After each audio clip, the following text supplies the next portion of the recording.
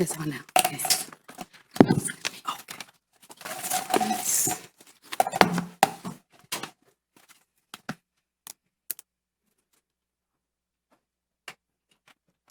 Good evening, everyone. Good evening.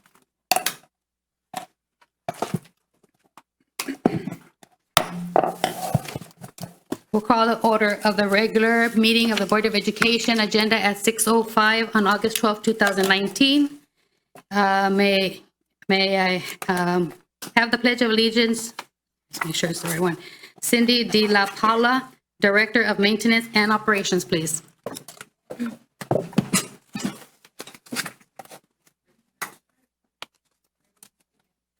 I pledge allegiance to the flag of the United States of America and to the republic for which it stands, one nation, under God, indivisible, with liberty and justice for all. Thank you, Cindy. May I please have a roll call? Yes. Governing Board Member Garcia. Governing Board Member De Leon. Present. Governing Board Member Hanson. Here. Governing Board Member Cuarenta. Here. Governing Board Member Gomez. Here. Going to approve agenda for August 12, 2019. May I have a motion to approve the regular meeting agenda of August 12, 2019?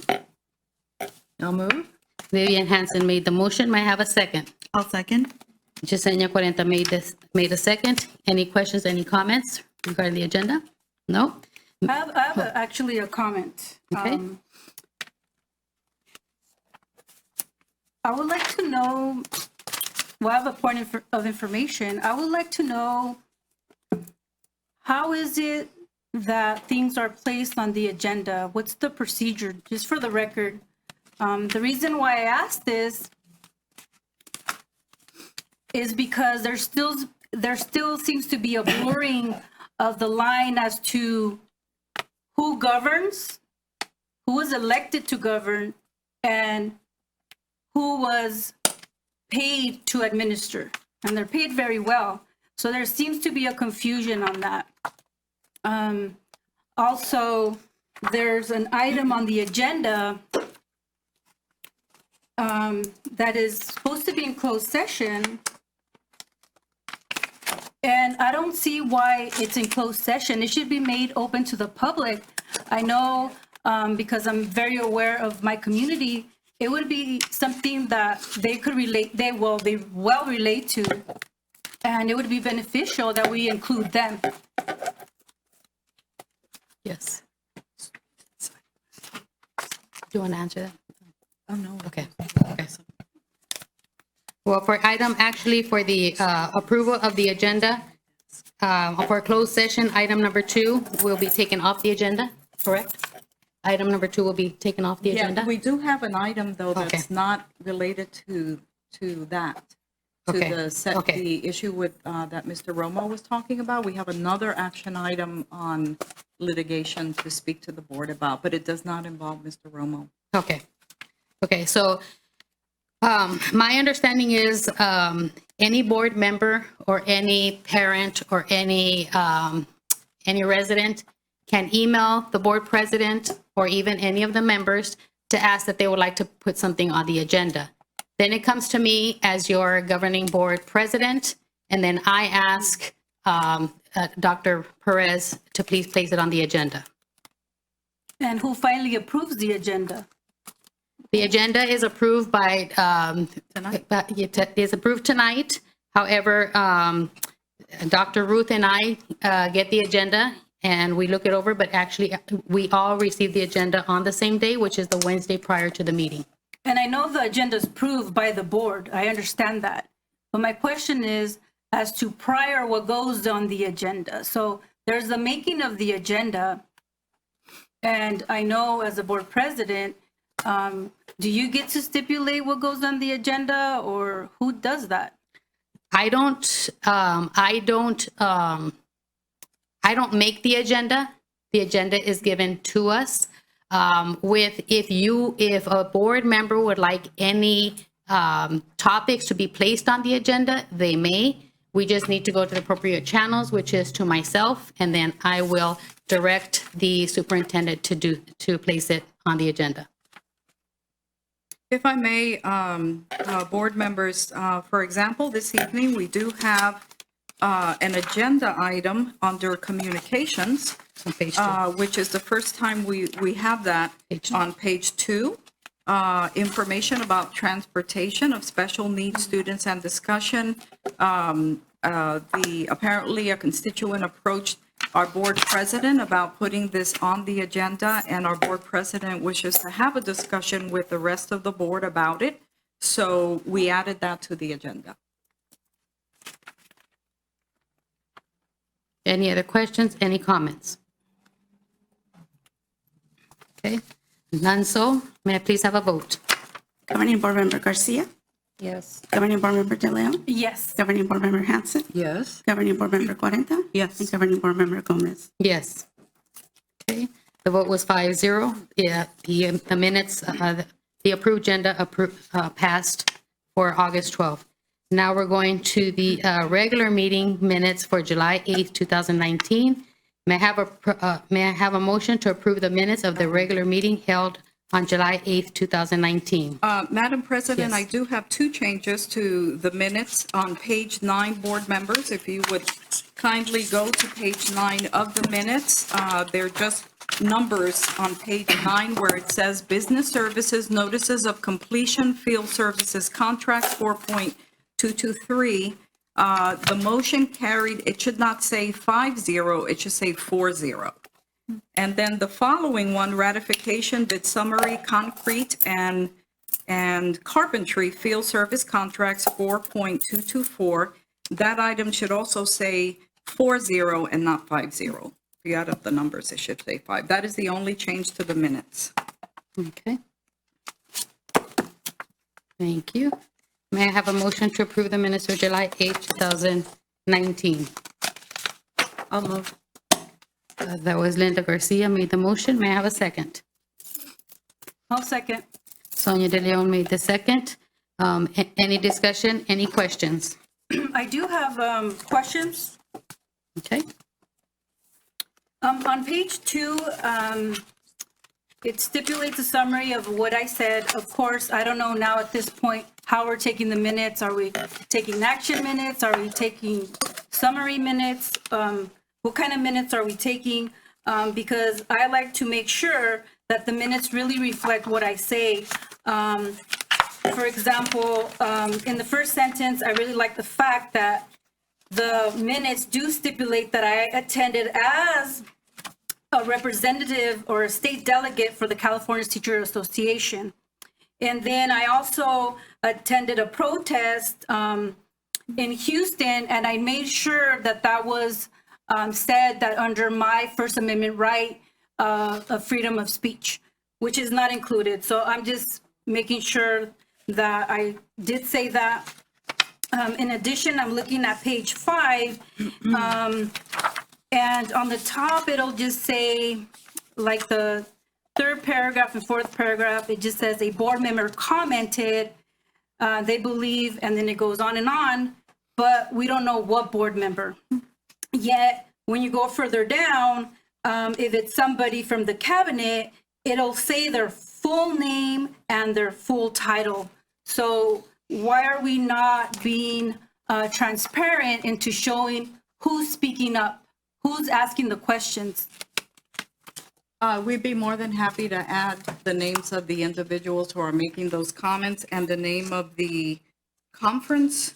Was it that you state, what page was that on, Board Member De Leon, page 2? Yes. The name of the conference that you attended, is it the National Education Association? Yes, well, that is, there's just a little glitch in that, in the fact that they put NEARA together. It should have just been NEARA, but that's okay because it stipulates what it is. So it tells you National Association representation. But when I attended the concentration camps in Houston, I made sure that I said that I attended as that I do have rights, my First Amendment rights. So I just want to make sure it stipulates that there's no miscommunication or what have you. It's very clear how I'm being represented in that situation and in every situation. So how would you like it to read, Board President De Leon? She also attended a protest of the concentration camps for children in Houston, Texas. What would you like us to add there? I would like to add what I actually said, but you would have to then go back into, look at the video like you suggested for our constituents to do. So if you want to go back in the video and find out what exactly I said, that would be great. We'd be happy to do that. So, I recommend that we make the changes to the minutes and approve the minutes with the detailed information of what she said, correct. as requested. Correct. But I also have a discussion on the minutes.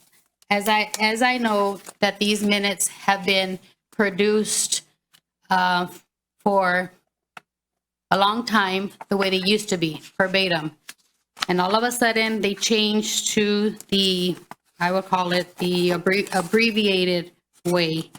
I don't understand why. However, I would like today to discuss with the board to see what the board would like as the minutes are done. That way we come to a happy medium that everyone here on the board is happy with the way the minutes are done.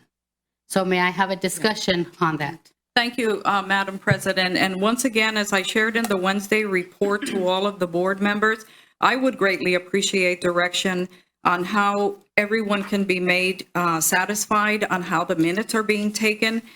Please understand that we heard the board's concerns, particularly Board Member De Leon, when we were taking it a different way about not being accurate. There was a lot of passion and energy around those comments. We now have the blessing of being able to have our board meetings on YouTube. So action minutes can reflect the board's actions as a board. And we can always make changes at a board meeting before you actually approve the minutes of a board. I have heard from board members both ways, that they like it one way or they like it another. Just know that the ladies' staff is willing to make the changes that the board members would be happy, but there are 5 of you, so thank you for bringing that up. If you all would like to just give us specificity around how you would like the minutes, we would be happy to comply. We can always modify. Well, I would like to add that first and foremost, the minutes were changed without any directions. As Dr. Perez, you're mentioning that you would like direction. This is something that the board decides, and we take it and we put it on the agenda for then the board to decide and the public to see this is how democracy is implemented. This is how, who votes what way, and whether they want the constituents to know what is being said or what is being censored. It's just very clearly, it should have been that we bring it up to the board and, like democracy, have that process and show who voted which way. It should have never, ever had been that you unilaterally just took it upon yourself to change the minutes. This is why we have a governing board and we have you as a secretary to administer what the governing board would like. Board Member De Leon, if you heard the board president earlier, you would have heard her say that I developed the agenda. I know what I heard. Okay, Thank I you. developed the agenda, and this is part of the agenda, Board Member De Leon. And we bring the agenda to you, and we give it to you, as a matter of fact, on a Wednesday, which is earlier, per your request specifically, so you have time to review it. Thank you. But as your secretary, I know you were late on it, and you're trying to. I'm glad that you're trying to fix it. But please understand that as your it should have secretary, been- I'm bringing you It this. should have been just. Okay. Call some order here. I'm not- Thank you. You I know, appreciate yeah, let's that. hold on. I'm sorry, Okay, but I just, forgive me, but I just want you to know one that as speaker your at a time. secretary, I was speaking. Okay, go ahead. As your secretary, I am bringing you this, the agenda. Okay. So please So- don't say I unilaterally changed something, because it is something, as your board president says, I developed the agenda and I bring it to you. It's not a matter of disrespect.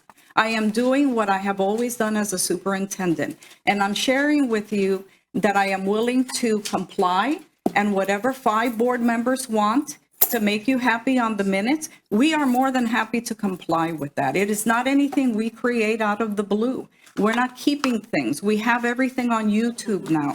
So everything is transparent. We have no hidden agenda here, but I bring the agenda to the board every single month. This is nothing new. Okay, so besides the minutes, we will be going, and hopefully, by Mr. Ruben said we may be going live streaming in Yes. September. Per your request. So, yes, absolutely. So my question to the board is, just let me know what you would like to see. We'll take a vote, and I will tell you what I'd like to see myself also, because we're all 5 in the boat, and we have to come in agreement tonight about the minutes. It cannot keep on going like this. So let's have a discussion among the 5. Any discussion? How would you, and anyone could start. I would just like to state for the record, for the past 20-something years, it's been recorded where it's a summary of what was said and who said what. We know that our constituents came here during a board meeting and they were very upset that it only stated who came and that's it. We need to stipulate what was said, and what, that way we know as board members, we're not gonna go through no video that it sometimes takes up to 4 hours. We don't have time for that. We need this document so we can reflect on what the constituent wants and whether we met their needs. Did we, because we are supposed to answer to our constituents when they're asking questions. So the minutes were changed nonetheless, and I would just like the minutes to reflect what is being said and who's saying what. So you want the same, keep it to the summary. Right. So you want it the way it was before, summary. Okay. Any other comments or questions? Yeah, I have a comment Sure. to her and her constituents, that you don't speak for all of us, okay? No, I don't speak No, for you don't. I'm And speaking the for my meetings go on constituents. for 4 hours Carmen, because yes, you don't I'm- stop. No, Okay, one at a time. Sonia, We're out of time? Linda was, no. No, one at a she's, time. Okay, okay, one- yeah. I was telling her We to go hold on on. for 4 hours, 5 hours because of you. That's the reason. And you don't want them to go through the whole thing. Well, if they're looking at it, you have them fast forward it. Okay. You don't speak for us. Okay. Vivian, Vivian, any comments, any questions? I like the new format. Yeah, uh-huh. Carmen, For the record, have you seen the change in the schools from before, from 30 years ago? Linda, audience, can you please not respond at the moment? We are having a discussion. Thank you. Vivian. I like the new format. I don't see any reason to go back to word for word verbatim. This is legal, and I'm pleased with it. So I vote to stay with the action Me too. agenda. Okay. And Jasenia. I just want to say it's important that we respect each other's work. If we do disagree with the way the minutes are written, maybe we could have a one-on-one session with the ladies. I don't like the idea of like gotcha. You know, I'm a teacher and I don't want to embarrass my students. I don't want to do that to my community either. So I do ask that all of us do that. And that's my comment. Well, it's actually tonight is not a got you. It's just. But when it first happened, board it's member a- president, it was a gotcha, and that was not right. I know, but sometimes if I've looked at different board meetings at different sites. It gets ugly sometimes, but that's just the way, so that the constituents, the It's not the residents. way it should be. Yeah, I We set the understand. tone. I We understand that. I understand the that. I'm culture. not saying that it's correct. I understand that. I'm a So- teacher. You can't tell a teacher about but culture. I setting the tone. understand that. So my question to you is, how would you like the minutes? Because I already heard from the 3. I think whatever is going to stop us from fighting, it's not getting us anywhere. I don't see how this helps the kids. Okay, so that means that if I vote the way they used to be, then How that is means this it's going to helping the go. kids? So let me say, excuse me, but in the last 6 months since you've been here, have any goals been set? None, because you guys are always about her and her constituents and how she's an educator. But Nothing has been accomplished in With all 7 due months. respect, we are not following the bylaws or protocols by respecting one another. We know in those bylaws and protocols that everyone has an individual, acts as an individual. We do not disrespect. I never said, she said, you said, we don't do that. We are here to represent democracy and to show our students how democracy is ran. It's not by pointing fingers. It's not. I will always represent and talk and take my time, or whatever time it takes, to make sure that I do the best decision that will affect our students. Period. It's not about you. Sorry, it's not about you. And it's not about you. Nothing has been accomplished. I said Nothing. that. The agenda will never be about me. It will be always about my Okay. constituents. Order. May I add one Order. comment? Yes, you may. Gomez, thank you. I do want to add that I was at a training this weekend, and, these are professionals, and they said that this kind of culture treatment isn't really going to allow our constituents to trust in us. They're going to think we're not respectful, and I don't want my constituents to think of that. I want them to know that we can talk about it. We don't have to agree, but at the end of the day, we're going to make the best choices for the students. Okay, my comments are, we had the agenda the way it was for 6 months since we got elected in December 10th, 2018. All of a sudden, it gets changed. I think we need to bring it back the way it was so that all our constituents and the board, I know some boards don't want it, but the board, we will take a vote right now. And so that way, when there is an error, if there's an error, not to get upset, Yes, thank not to get frustrated, just to bring it to our attention so we can change it. Yes. I've been to city council meetings, I've been to commission meetings, they make mistakes too. And nobody gets upset because everybody is a human being and we all make mistakes. So I'm going to take a vote now for each individual, even though they already said it, but this is the official vote and we will see how it's going to go. I do have a stipulation once we, let's take the vote first. Board Member Garcia, I vote for the change. don't want to change or vote. What, you want it the way it was before or the way it's No, now? the way we have decided to move it to They're called action items. the action item. Agenda. Sorry. The way it is now, you mean? Yes. Sonia, Board Member De Leon, sorry, didn't mean to call you Sonia. It's interesting because they changed them and we didn't vote on them, but they changed them to action. Now we're voting to change them. Okay, well, hold on. Let me process this. I would like to have them as summary minutes how they were before. Okay. Board Member Hanson, I vote for the new format action agenda. Action minutes. Board Member Cuarenta, I just want us to move forward. And we got to stop fighting. This is counterproductive. and so I'm going to vote that I want it the way it was before. So if you're going by whatever the majority is, you need to make a decision because right now it's 2-2. What was before? The way you want it, the way it was before? Yes. Okay, so before. So we're going back to the minutes the way they were before. Thank you. Thank you. Thank you for that Thank you. direction. And I really appreciate your sharing that if there is an error in the minutes, please, let us correct them professionally and not angrily, because staff is trying their best to capture what is being said. And now that we have it on YouTube, we can always go back and check and correct. But the moment a board member gets upset, we react because we're trying to make everybody happy. And that's what has happened in this instance. And now that we have direction, I am more than happy to comply. Thank you. So now I made the vote, but can we have official vote? Yes. Governing Board Member Garcia, Yes. Governing Board Member De Leon, It's to approve the minutes that are here now, but we already know that it's going to go back to the way they used to in next month. Okay, so be clear for the constituents to understand. Absolutely. We're voting. Okay, we are voting tonight to approve the minutes that we have now. Going forward, we will have the minutes the way they used to be, Could you the be, summary.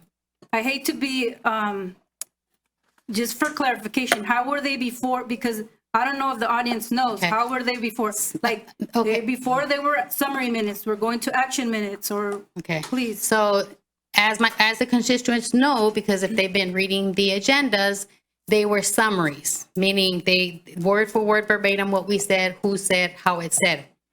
Then they were changed to action, meaning a brief happening. Without our vote. Without our vote, that's fine. It wasn't needed. Okay. However, now we're going back to the summary. So all our constituents, they can see it on YouTube and they can read it. There's no excuse that our constituents, our community does not know what's going on with the school district, with the governing board or the school districts. Okay. Now your vote, Board Member De Leon. I want the minutes to be a summary. We have a motion on the floor to approve the regular Right. meeting minutes. Right, we already July approved 8th. that. Sorry. Correct. Sorry. That's how people feel when they go back and forth. I approve the minutes, the meeting, agenda. Governing Board Member Hanson. Yes. Governing Board Member Cuarenta. Yes. Governing Board Member Gomez. Yes. The vote was 5-0. Regular meeting minutes for July 8th were passed. Now we're going to reports. Number 1, employee representative reports, reports on contractual issues and/or items of interest to bargaining unit members. Is Goldford, right? Is Kimberly Goldford here? Welcome.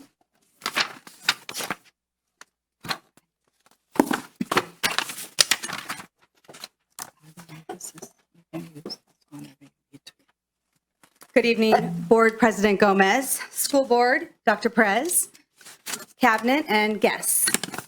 It's been a while since I've been here, yet it feels like no time has passed. It's so confusing to me.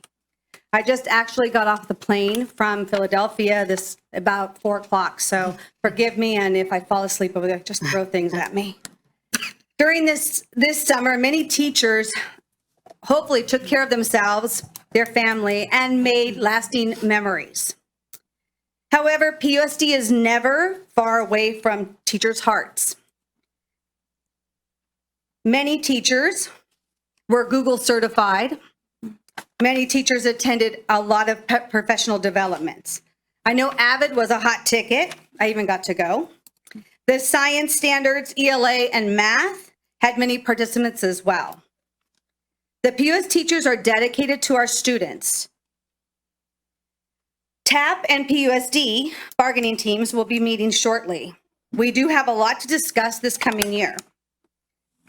I always feel like the start of the new school year is a fresh start, a clean slate. And for at least a couple of weeks, I'm not behind on grading. So I look forward to a smooth start of the next year, and I hope you have a great evening. Thank you.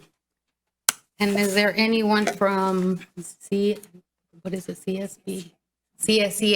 here? Any representative? No? All righty.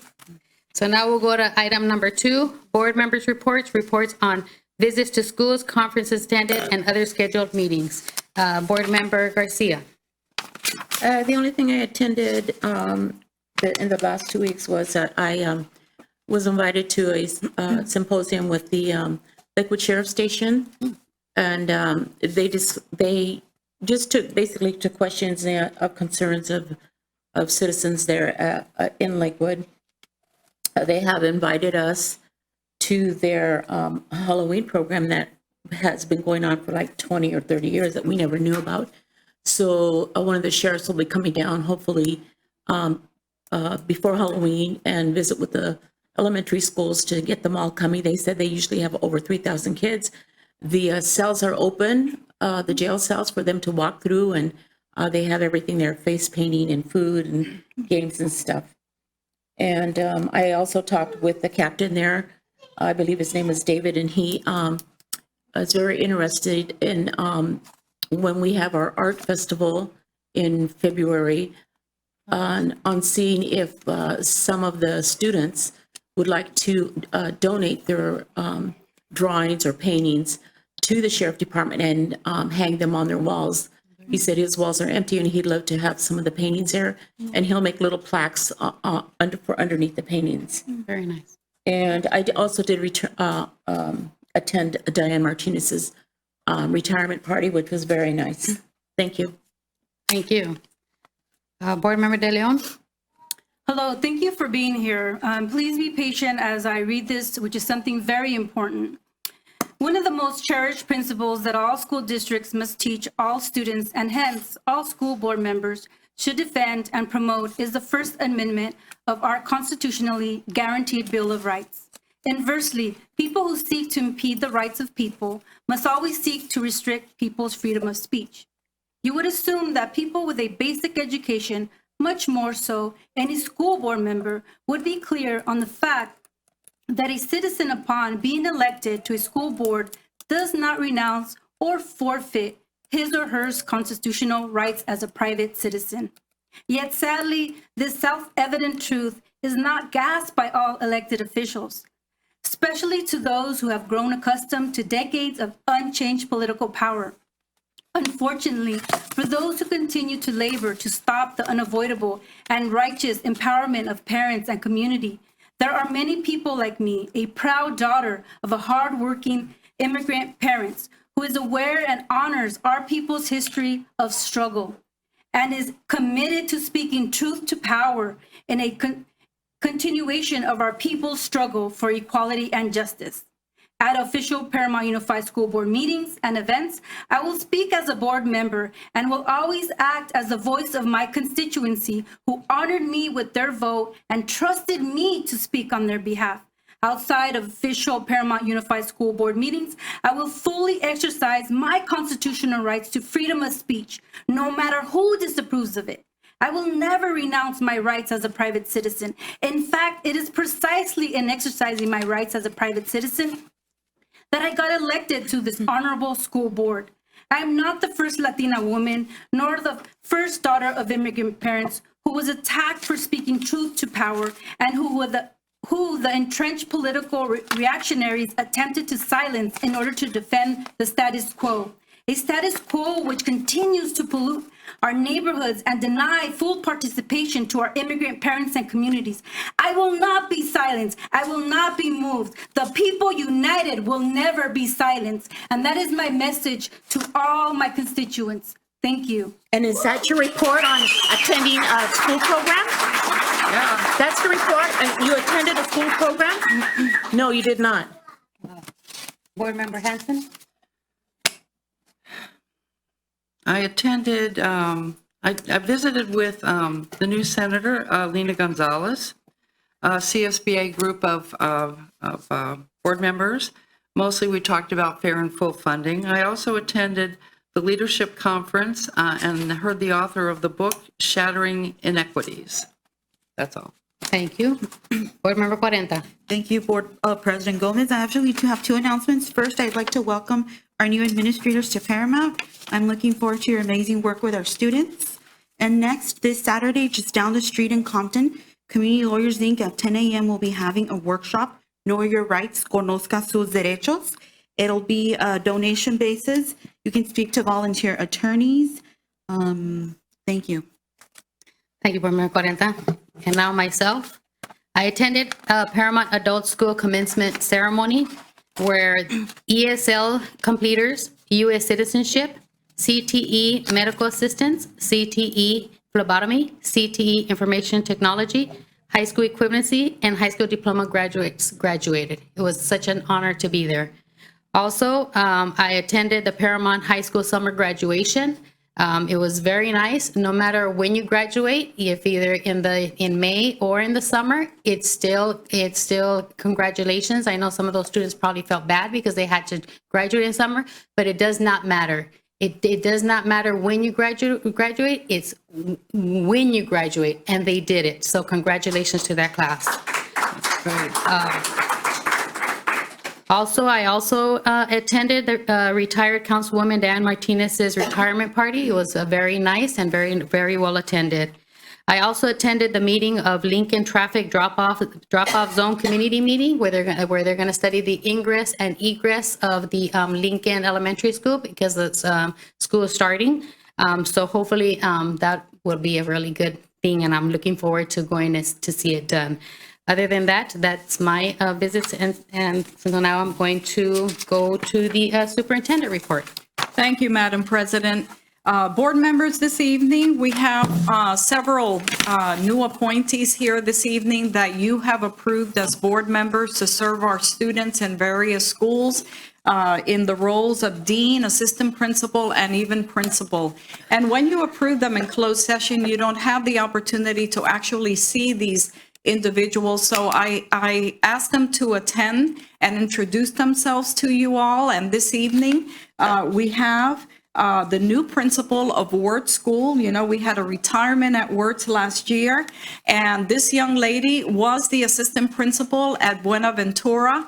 And board members, you have appointed Roxanne Alessandro to be the new principal of Wirtz, and it is my pleasure to introduce this lady who has a bachelor's degree in Spanish from California State University, San Diego, and a master's in instructional leadership.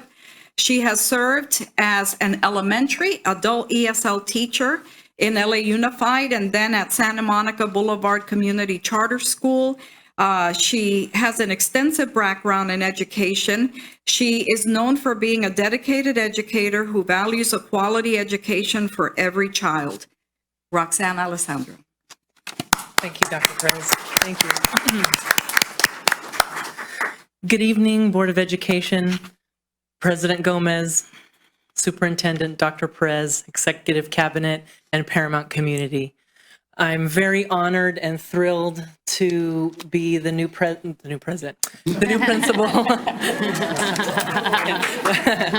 new principal, excuse me, at Wirtz Elementary School. I'm starting my 5th year here as a part of Paramount Unified School District, and Paramount has become my home, and I'm very much looking forward to serving the students and community of Wirtz Elementary School. Thank you very much. Thank you. Also, board members, you approved the appointment of the new principal for Gaines School. Her name is Karen Sullivan, and Ms. Sullivan is one of our own also. She received her bachelor's degree in education from Indiana University and a master's in educational administration from Cal State University, Dominguez Hills. She actually started as a teacher at Gaines in 1990. And in 1997, she became the site literacy teacher at Orange Avenue School, which is now Zamboni School, and was there until 2001. She then taught at Oak Park Unified of Ventura County. She became a learning liaison at Grapevine Colleyville School District in Texas. And then for the past 3 years, she has served as our curriculum specialist, overseeing AVID, gifted and talented education, and the visual and performing arts. I am very grateful to this young lady because she has also been very instrumental in bringing the music program Harmony to our district, where all of our 4th and 5th graders who are interested get free music lessons after school. So Karen is known for her strong technology and organizational skills. She's creative. And she is well-read in current practices, and she has presented at several conferences, the California Association of Gifted conferences, and she is the new principal, all circle going back to Gaines School. Karen Sullivan. Thank you. Good evening, Madam President, board members, Superintendent Dr. Perez, Executive Cabinet, and guests. It is such a thrill to be here tonight representing Gaines Elementary, and it truly is coming home to me, coming back to Paramount 3 years ago, and then being back at Gaines. I do feel like I've come full circle. And I don't have my husband here with me tonight or my sons, but I do have a member of my Gaines family in the back. So thank you, Ms. Silva. That just shows you the type of amazing staff members we have at Gaines, and I'm just looking forward to continuing that tradition of excellence and working with the community. Thank you. Welcome. The next individual board members has always been a part of our family, and it's very exciting to introduce Angel Gutierrez. So once a pirate, always a pirate. Mr. Angel Gutierrez I hope I'm saying your name right. He received his bachelor's degree in history. It's not Angel, it's Angel. Angel, right? Angel, thank you, Angel. His bachelor's degree in history from Brown University and his master's degree from Azusa Pacific University. This young man, I don't have to read this to share this with you, but this young man was actually a student at Paramount High School, and he graduated from Paramount High School. He received a full ride to an Ivy League school, Brown University. He went to Brown University. He came back to the district because his desire was to come back to Paramount to give to the community that raised him. And then during the recession, unfortunately, his position was cut. So he went to work as an academic counselor at Mater Dei High School, served as an adjunct counselor, instructor at Long Beach City College, which he's done for the past 5 years. And he has served as a co-department chair counselor at Chino Hills High School in Chino Valley Unified School District. He is known for his positive impact on school culture, and it was his dream to come back to be a pirate again, even though you're always a pirate, and serve as the assistant principal at Paramount High School. Thank you. Good evening, Board President Gomez, board members, Superintendent Dr. Perez, Executive Cabinet, and audience. I would like to take this opportunity to thank the Board of Education, Dr. Perez, and the Executive Cabinet for the opportunity to be an assistant principal in Paramount Unified School District.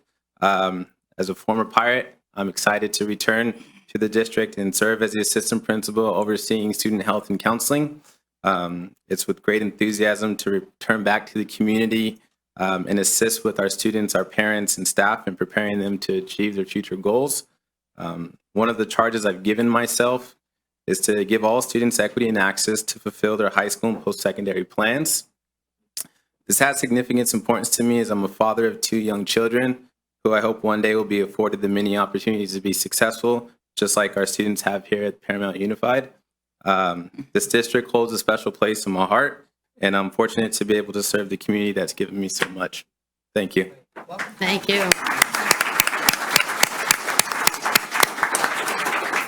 Board members, the next assistant principal appointment is Dr. Viola Scott. She is new in our district. She received a bachelor's degree in behavioral science and business administration from Cal State University, Dominguez Hills, her master's in cross-cultural teaching from National University, and her doctorate degree in educational leadership from Cal State University, Fullerton. Dr. Scott was hired as an elementary teacher in Pasadena Unified. Then she became a middle school teacher and then a curriculum specialist in Compton. And for the past 4 years, Dr. Scott has been an assistant principal in Lancaster School District. She comes highly recommended, and she is the new assistant principal at Buena Vista High School. Dr. Viola Scott. Thank you so much. So first of all, I just want to express my heartfelt gratitude to the governing board and the executive cabinet for just allowing me to serve as assistant principal at Buena Vista High School. Thank you very much. I look forward to working hard to meeting the needs of the students and families and communities in this wonderful city of Paramount. I also just want to say, in the couple of short weeks that I've been here, I've been extremely impressed with the level of dedication to positive student outcomes that I've seen from our executive cabinet and all the administrators that I've had the pleasure of interacting with. So I'm really excited to be here. I can really feel in my heart that this is a wonderful place for students, and everyone here is focused on making sure our students do achieve. I know it's hard work, but I'm ready to dive in there and get in the trenches with everyone so that we produce the level of educated students that you all expect. Thank you. Thank you. Welcome. Board member, the next appointment you made is Mr. Joseph Faulkner to be the Dean of Students at Paramount High School. Mr. Faulkner received his bachelor's in criminal justice from the University of Quincy in Illinois and his master's in school counseling from National University. He has worked as an assistant supervisor for a residential living unit at Hathaway Sycamore's Children and Family Services for 4 years. He served as a therapeutic behavioral services coach for 2 years and a TBS team leader supervisor for 5 years at Harborview Community Services Center in Long Beach. For the past 6 years, Joseph has served as a behavior intervention specialist for the district, working at Collins, at Jackson, at Wirtz, and at Jefferson schools. He's known in our district for his dedication and commitment to enriching the lives of students in the classroom, around the campus, and in the community. Board members, I present Mr. Joseph Faulkner, new Dean of Students at Paramount High School. Thank you, everyone. Board members, Madam President, Superintendent Dr. Perez, and Executive Cabinet, thank you very much for this opportunity to become the next Dean at Paramount High School. It's a pleasure to fulfill this role, as it is my passion to work with students growing up in the community in Compton, California, and just being able to give back to individuals that were able to give to me when I was growing up as a kid. I also like to thank my wife, Cosetta Faulkner, she's there, and my 2 children. My other 2 aren't able to make it. They have sports commitments that they had this evening.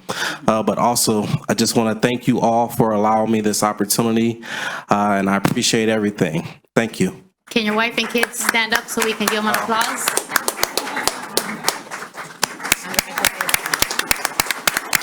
Thank you and welcome. Okay, we're almost there. The next appointee board members is Ms. Leslie Leonard as Dean of Students at Paramount High School. Leslie is one of our own. She received her bachelor's degree in interdisciplinary studies and her master's degree in education from Cal State University, Dominguez Hills.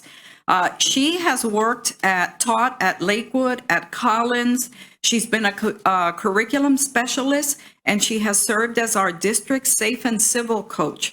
And for the past 4 months, I am very appreciative of her services as the interim dean of students at the high school. And she has liked it so much that she applied for this position and she said, I want to be a dean of students. So thank you for supporting her appointment, Leslie Leonard.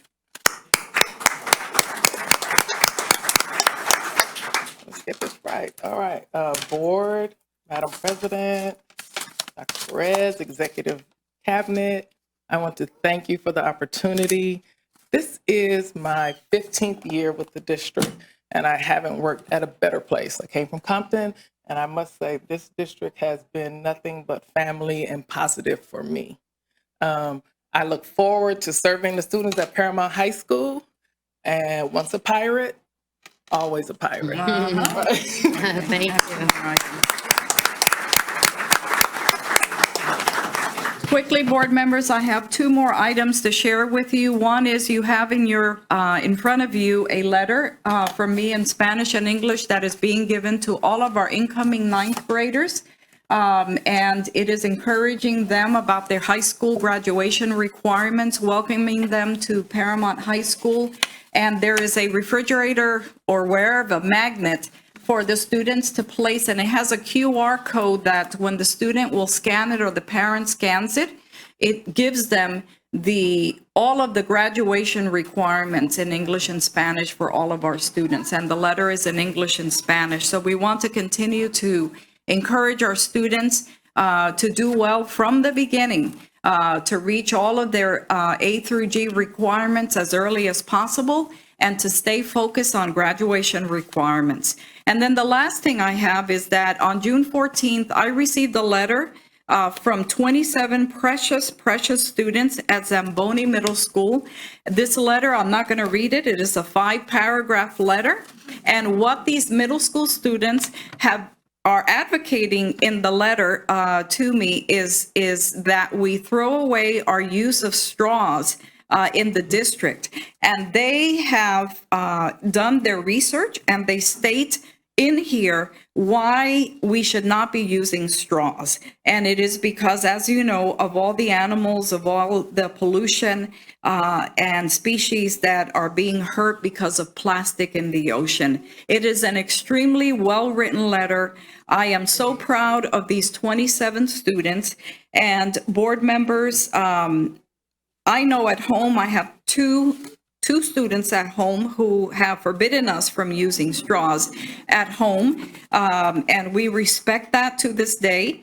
And they share in here that with 15,000 students, that's like 15,000 straws that technically we could use per day in our district.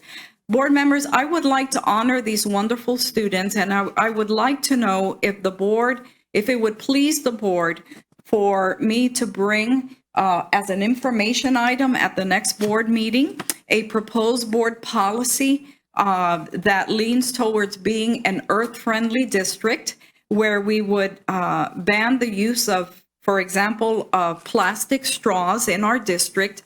And then when you approve it at the following meeting, if it pleases the board, I would like to invite these students to come to the meeting, to the board meeting, and to be able to see what change a student can make to policy and affect the world in a positive way. So I am proposing that and asking the board if I could bring a proposed earth-friendly policy for your consideration at the next meeting and honor these students in the process. I think that'd be a great idea. I don't know about my board members. Absolutely, great. Anything that's eco-friendly. Yes. Board Member Yes, I Garcia? agree. Okay, Board Member Hanson, Board Member Kim. So yes, please. I just had one question, though. This is awesome, very nice. Can we have one for middle school too? When they start sixth grade? Graduation Yeah, requirements? like, Yeah. something like that, if we can do that also for them? Absolutely. Thank you. One, the sooner the better, right? Absolutely. Thank you. Thank And you. that concludes the superintendent's report. Thank you, Madam President, board members. Thank you, everyone. Now we're going to communications. Number one, information about transportation of special needs students and discussion. As Dr. Perez mentioned, there is a constituent that came to me and wants to speak on this issue. I'm not too sure when she's going to be speaking, but Dr. Perez informed me that she would do a small presentation on this. I know we have a special ed. We're going to come up with dates on special ed regarding a study session on special ed, but the constituent really wanted it now, and I believe that this would help us also for our study session coming up, so that way we have more questions when the study session comes in. So this is why I asked to put it placed on the agenda. So I present to you Dr. Alita Garcia, who is our new Director of Special Education, and she's just going to provide information to the board on special education transportation in our district. The same information will be provided to the board at the study session once the board votes on that. And then we will hear the speaker that has approached you, Madam President. Perfect. Okay, good evening. Madam President, members of the board, Dr. Perez, Cabinet, and our community members. Special education and transportation services, our purpose of this presentation is to review the different types of transportation services we provide here in the district, as well as to report on how the IEP process, which is the Individualized Education Plan process, helps inform the recommendation for transportation. And then we're going to review the costs and the funding sources for our transportation services. Okay? All right, to give you a little bit of background, we use two different types of transportation services here in our district. We use a taxi service, and we serve approximately 380 students, and the annual cost is about $1.7 million per year. This program allows taxis to have about 3 to 5 other students that ride together in that taxi. And our students that ride these taxis are students with disabilities, as well as maybe students that have Section 504 plans, as well as some of our over-enrollment students. We also provide transportation via school bus.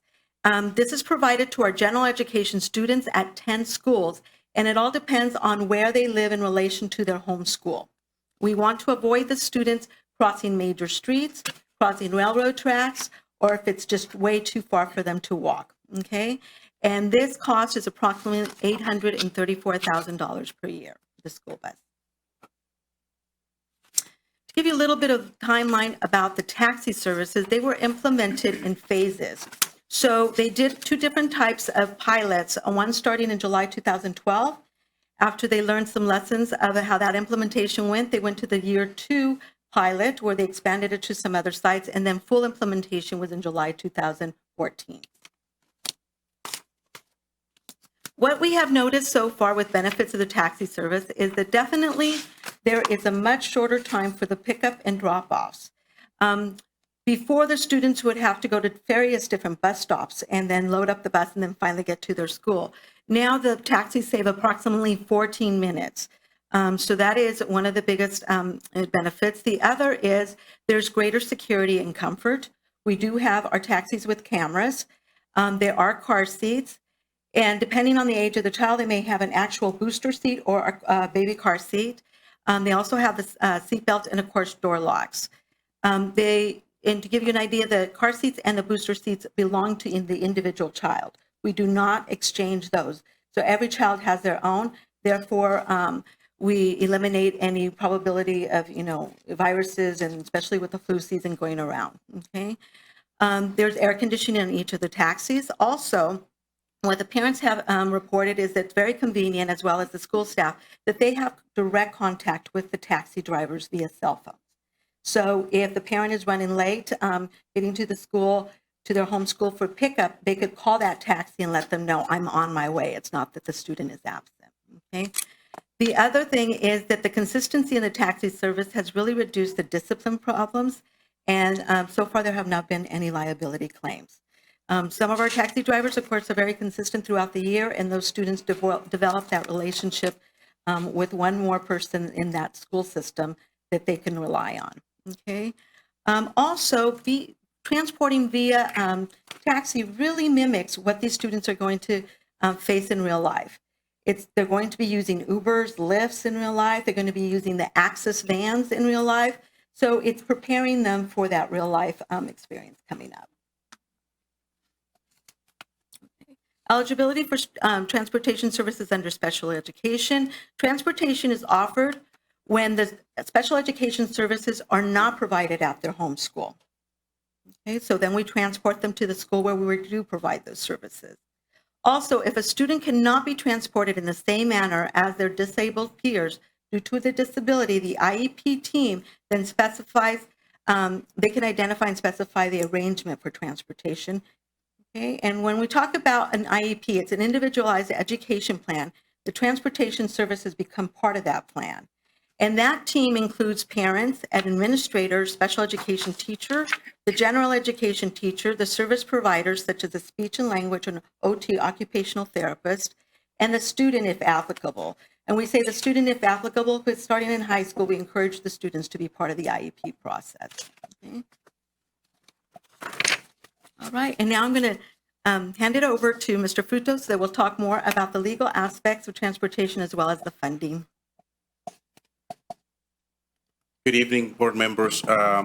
Transportation has a significant legal component, and it basically has several items that we'd like to present to you. If the school district provides a general education service to our population, it has to be provided to students with disabilities. And then the compromise is to try to find how we provide the service. Transportation is not given automatically. Not every student needs it, and it is not an automatic. It is part of the need developed in the individual educational program.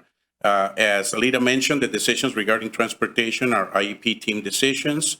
It's on a case-by-case basis, and the majority of the legal liability issues have to deal with that being done correctly. And finally, is transportation required? If it's necessary for a fair and appropriate public education, then yes, and it has to be provided at no cost to the parents. If a student cannot be transported in the same manner as a non-disabled peer due to the disability, the IEP team has to identify specific transportation arrangements, and thus the fact that the district has been so successful at using multimodal, buses, taxis, and any type of device that can then serve the student's individual needs. Under Section 504, we have a guarantee that students with disabilities will have equal access to non-educational and educational activities, and transportation has to be, as required by Section 504, even when it's not necessary for a fair and appropriate education. So for example, for a class field trip or an extracurricular activity, we have to provide the transportation. How do we budget for transportation? Alita mentioned the approximate cost of $1.7 million. Over the last few years, our special ed transportation has hovered between $1.6 million in 2014. This year that we just closed, it closed at around $1.8 million. So it is going up. The total cost of transportation for the district has gone from $2.3 million to $2.8 with general transportation, meaning our buses, going from $721,000 to close to $1 million as we closed this past year. The percentage at the bottom shows you how much special ed transportation is in relation to our total, and it's hovered in the 60s%. So the costs continue to go up, and it's a service that we continue to review as to whether the taxis, the buses are the appropriate type of transportation for our students. Thank you very much. Thank you. And do you have any questions? Yes, I have questions. I always have questions, as other people would say.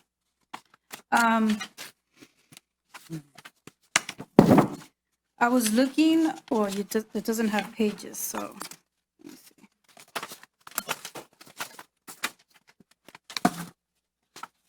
So on page 5, on your PowerPoint, it says benefits of taxi services.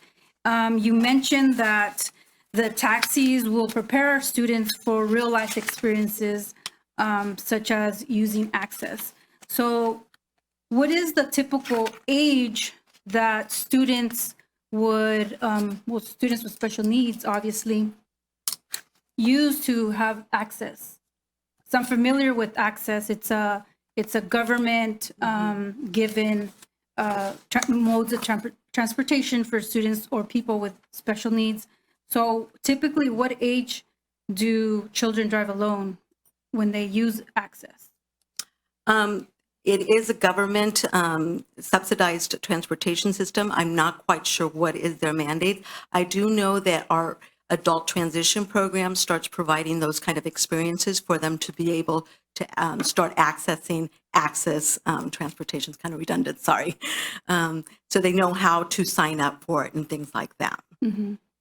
Yeah, I'm familiar with access. I worked for Ability First, and I know that most children, young children, would not never drive that. No, this is getting them ready for when they finish school. Okay, so it's more like when they're in high school that I've seen, at least. That's what I was asking to make sure. No, the point of that was just that we use the taxis, and the children can start already understanding how you can transport in the future, how they could provide, that they will need to, when they reach adulthood, get the Uber, get the Lyft, or make arrangements to use access vans. My only concern, like with taxis, is what age are they driving by themselves? And typically, when you're on a bus, you socialize with your peers, so they're missing out, obviously, on that experience.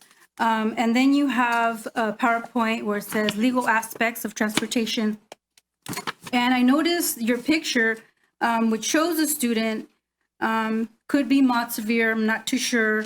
And I noticed that this particular vehicle is equipped for the student that has a wheelchair. So do all students that have perhaps a certain physical need, are they provided with such transportation that has that type of equipment, or do they use a taxi?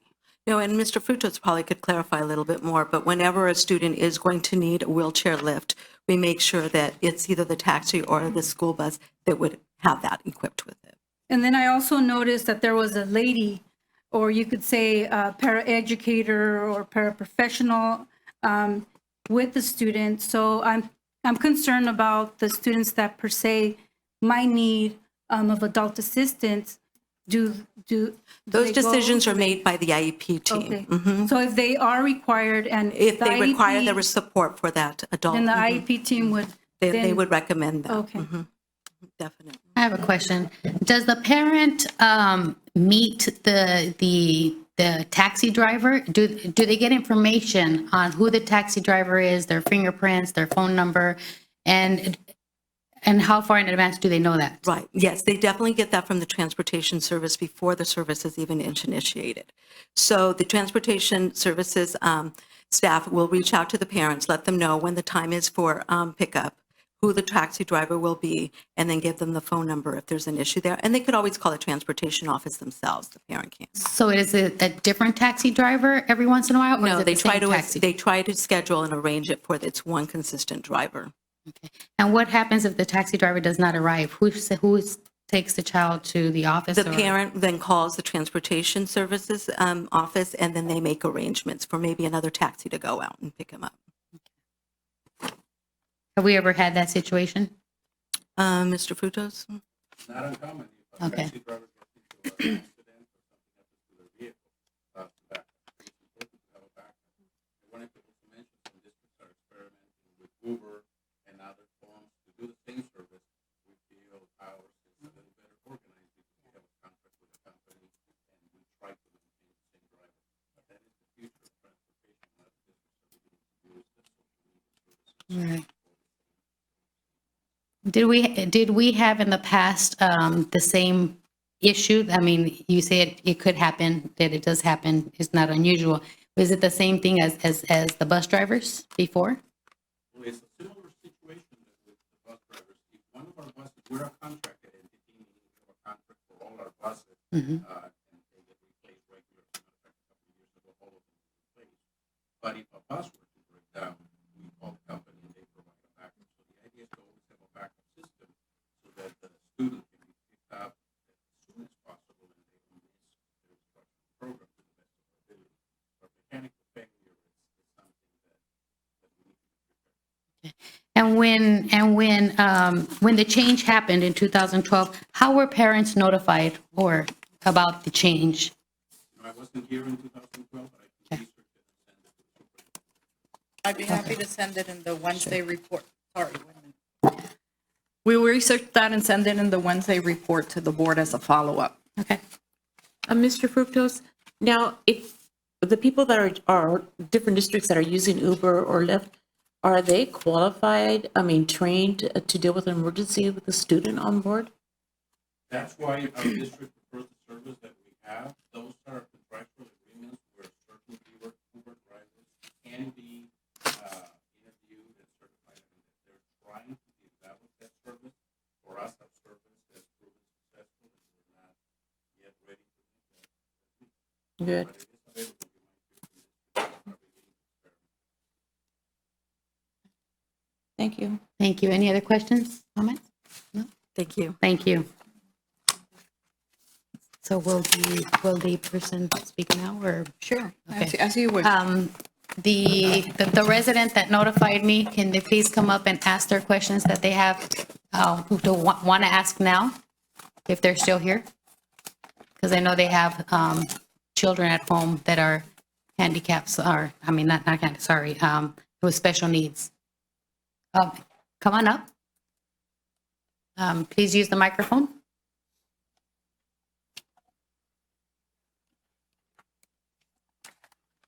Buenas noches, Presidenta Gómez, Superintendente Dr. Pérez y a cada uno de ustedes. Pues he escuchado el tema ahora de la transportación. Esto es lo que yo traía para preguntar referente a la transportación. So she's here today with a couple of questions with regard to transportation, and she's ready with them. Ok, bueno, en primer lugar quiero agradecer el que hayan puesto en YouTube. Nosotros empezamos a escuchar los padres de familia de educación especial referente que han estado tocando los temas y algo importante para nosotros.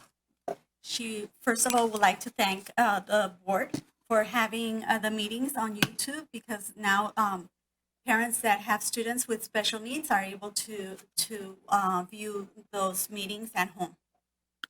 El motivo de estar aquí es porque nosotros los padres de diferentes escuelas con niños con estas necesidades hemos estado comentando cosas que a nosotros pues no se nos informó referente cuando hubo el cambio de buses a taxis.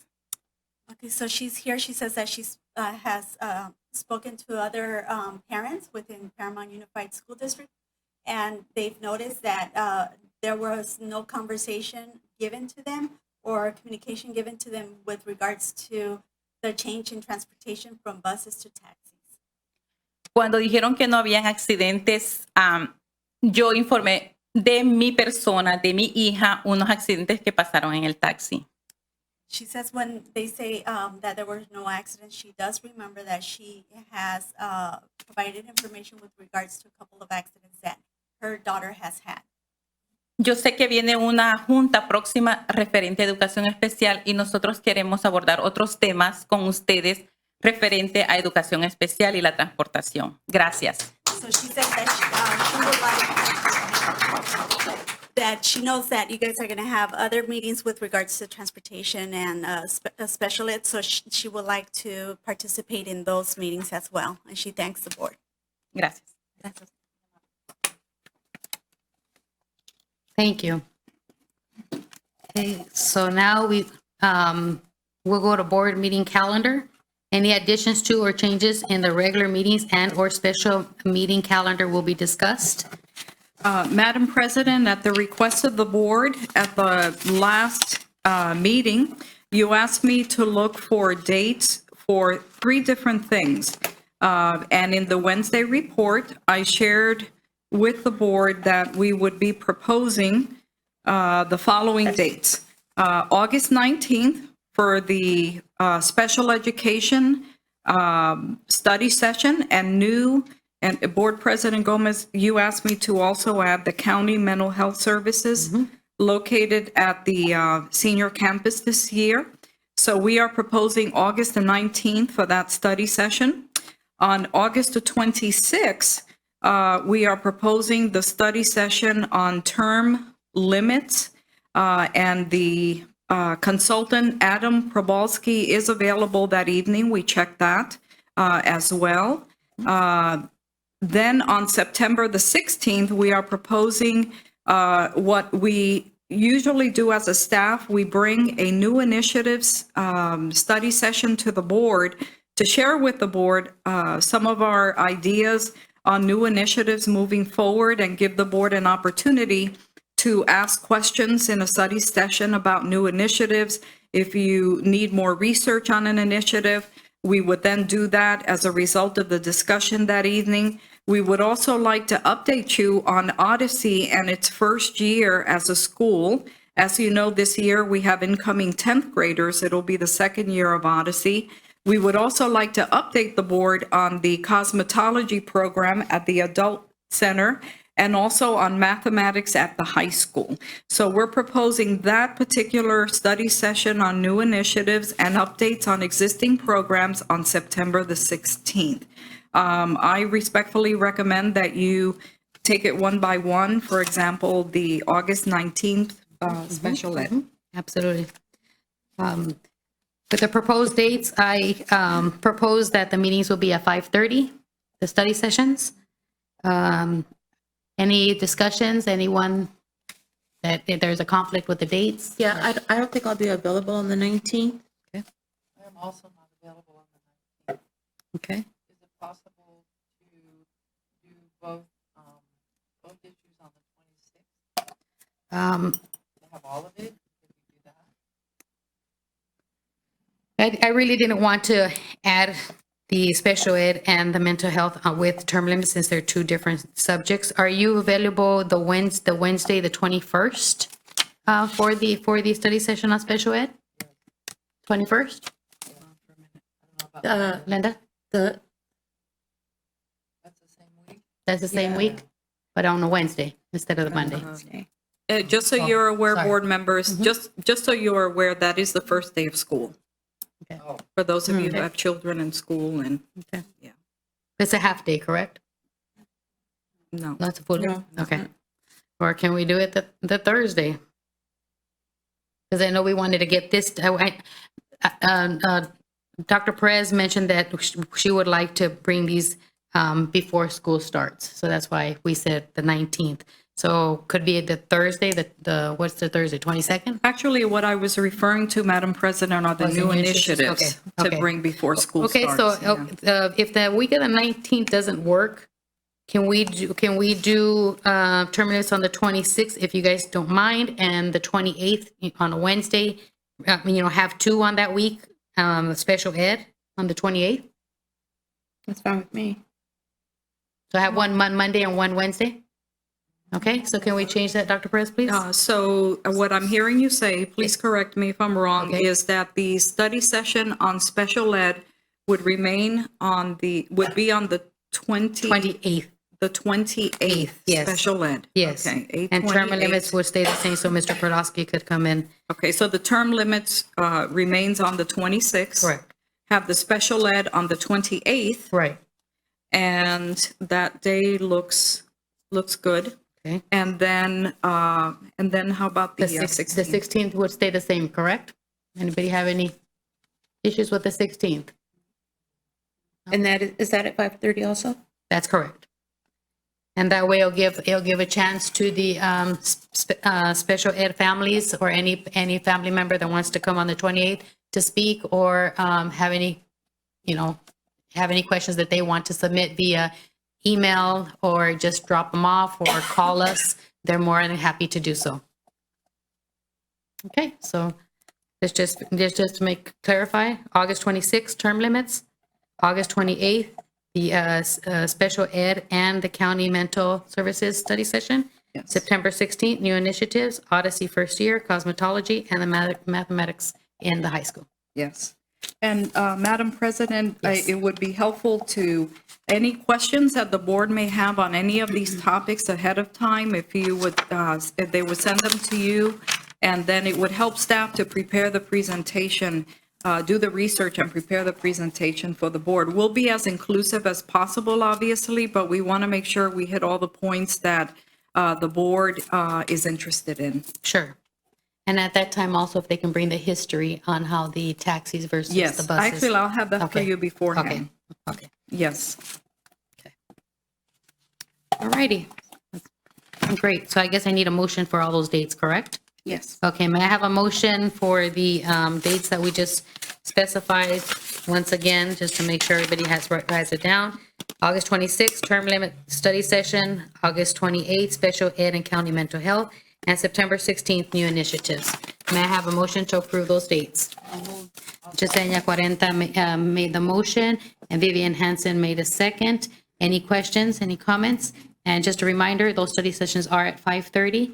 If no questions, may I have a vote, please? Governing Board Member Garcia. Yes. Governing Board Member De Leon. Yes. Governing Board Member Hanson. Yes. Governing Board Member Cuarenta. Yes. And Governing Board Member Gomez. Yes, the vote was 5-0, so those dates stand as is. Now we're going to the hearing sections. Persons wishing to address the board should fill out a blue card located on the table by the door and submit the completed card to the secretary. Speakers will be called in sequence during the hearing section, which is limited to 1 hour, and each speaker to one presentation of 3 minutes, unless the board wishes to waive the time limit. The board cannot engage in public discussion during this portion of the agenda by Government Code Section 54950-54963. Staff will follow up and address public inquiries. Those who have a group concern are encouraged to select a spokesperson to address the board. Persons wishing to address the board on a specific agenda item at the time of the item is under discussion are limited to 3 minutes each and will be called to speak following the staff comments and prior to the board's discussion and taking action. These items are consent, no. Okay, so do we have any? Yes. Okay, we have quite a few today, so we'll take one by one. First person is Rose M. Smith, and seniority, subject seniority.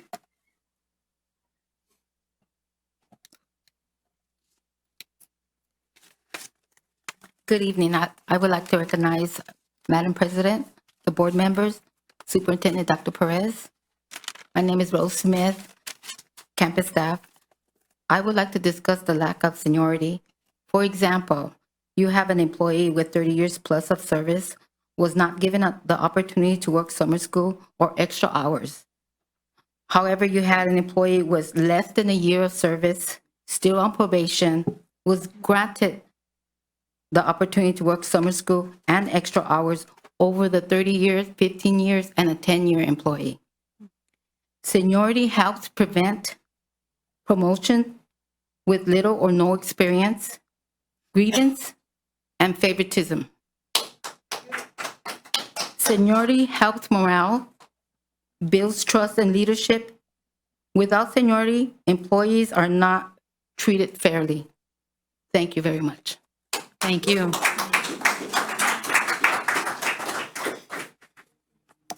Now we have Gerald Serva and no subject.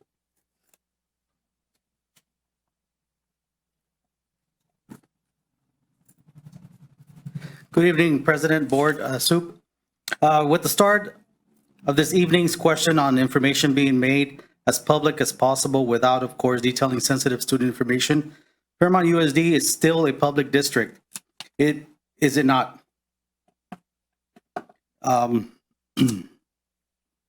Paramount Unified School District have a Freedom of Information Act or California Public Records Act request form?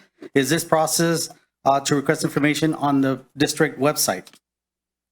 I would like to piggyback on what was mentioned regarding proper documentation.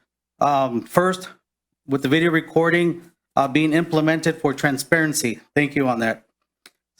Which was requested numerous times during the prior year under old board members.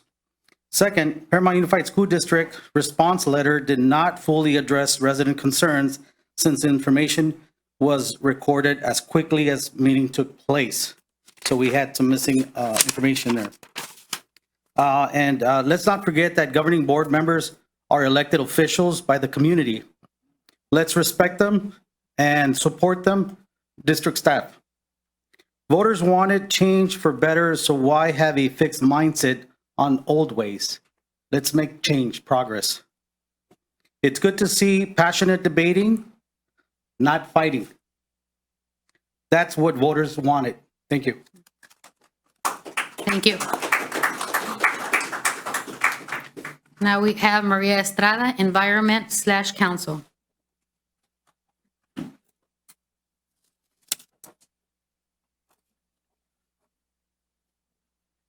Hi, my name is Maria Estrada. I'm the president of LULAC, Los Angeles, and on the board of the Native Women's Union Association. And I ran to represent this city for assembly. And as a candidate, we canvassed this whole city, and without fail, we had many, many residents telling us about the health issues that they were facing, how sick they were. I mean, so many people with respiratory issues, cancer. My friend who teaches at Simon Rodia, his mother just died on the 9th. She lived here in Paramount her whole life of cancer. I think it's imperative that the school board address the health issues and the health hazards that are affecting this community, that affect children, that affects the way that they learn. And it is your responsibility as a board to acknowledge that and to do something about it. That's a health issue. It's a health problem that's here, and to not address it and ignore it is doing an injustice to these children.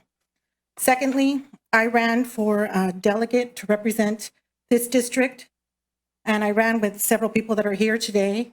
And the speaker was able to obtain several city officials to run on a slate against us. One of those people was Yesenia Corenta. They bussed in 5 leisure buses of voters. 37% of the voters, I did an audit. I had to fly to Sacramento. The California Democratic Party refused to give me the information. So I had to fly up there and manually enter them on an Excel spreadsheet. Of those voters, of the 542 voters, 199 were ineligible to vote. I did an audit from a November 13th voter registration form. I got another voter registration list from the registrar's office in June, and there's still 188 ineligible voters. She committed election fraud. Yes. This is directed at Yesenia Cuarenta. She committed election fraud. I had a discussion with her. She contacted me. and she was relaying to me that she was having a hard time with the people on the slate. I told her that she needed to acknowledge the fraud and say that she did not want those numbers counted towards her vote. She refused to do that. She is now a sitting delegate representing you, and she did not win. She cheated, and that's election fraud. Come on. So I think that needs to be, Yeah. you could say enough, but it's the truth. I have the I'm in the paperwork. trenches teaching, Maria. What are you doing? I teach. Okay, You know, And you're on the cheated and website. committed fraud. You committed fraud. I'm not. No, you need, so you see, I have the thing. Ask my Thank you. parents and my children, Okay. my students. Enough. Next. Next. Come do some work in Cela. We need you in Cela. Next will be Reino Redula. He just has general. Is he here? Sorry about that. It's okay. President Gomez. Okay. I mean,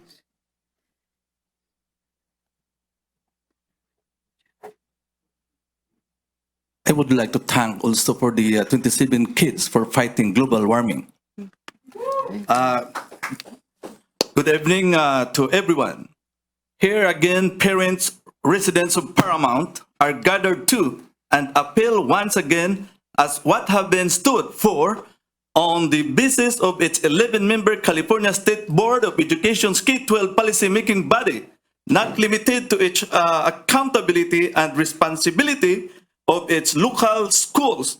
Once again, you have been reminded, Paramount School Board, to uphold the spirit of democracy, the freedom of choice, the right to be informed by the school board through its state transparency laws, and most of all, the secret freedom and the right to choose based on limited terms by laws to elect newcomers who are more willing to serve the Paramount School District's academic standard curriculum, etc. Paramount residents don't deserve to wait and listen to these traditional politicians rather than a school board's policy makers who sit there for good without giving an opportunity to those who are capable of changing our school system in this beleaguered children's educational and academic standard. It is the pride for every parent in Paramount to witness their children's success academically and morally before they step on their next journey to college together. We can only achieve it by its mandatory term limits and never follow its status quo at all. You members should adopt term limits now, or Paramount residents will do the next final step to change its own school bylaws. Grade is not an option and can never be given to its window of opportunity when it comes to educating kids and helping them to ultimate success in life. We need school board term limits now. Thank you and have a good evening. thank you, thank you.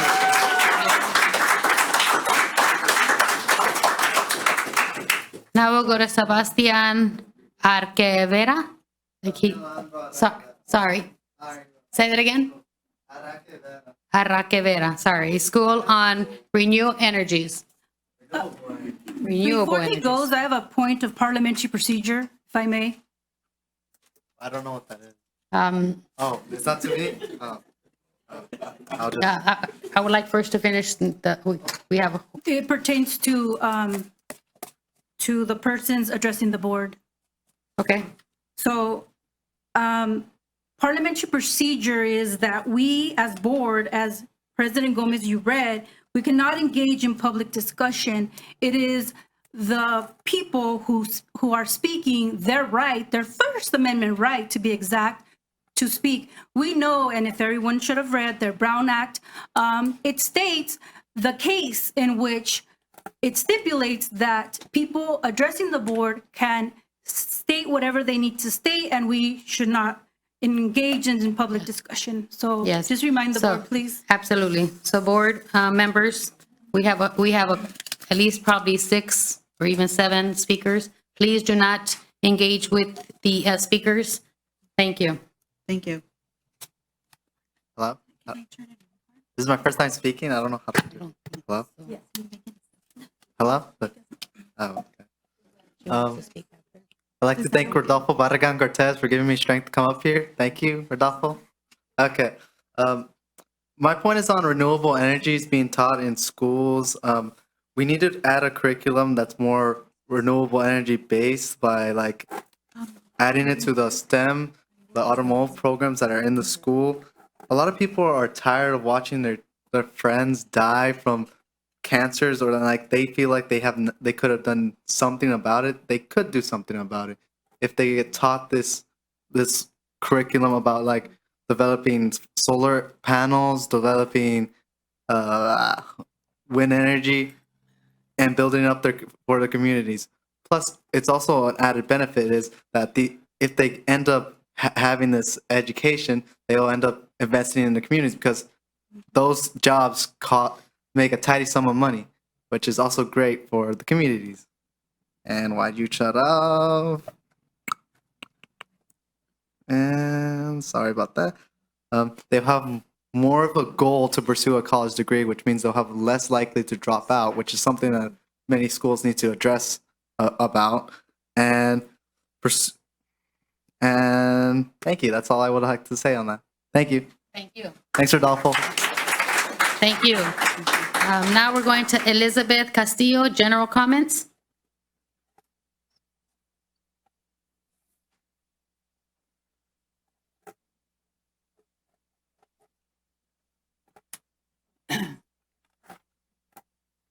Good evening. My name is Elizabeth Castillo, and I'm a nurse, a patient advocate, and I'm here to speak about the poisoning that's going on in Paramount of chromium-6.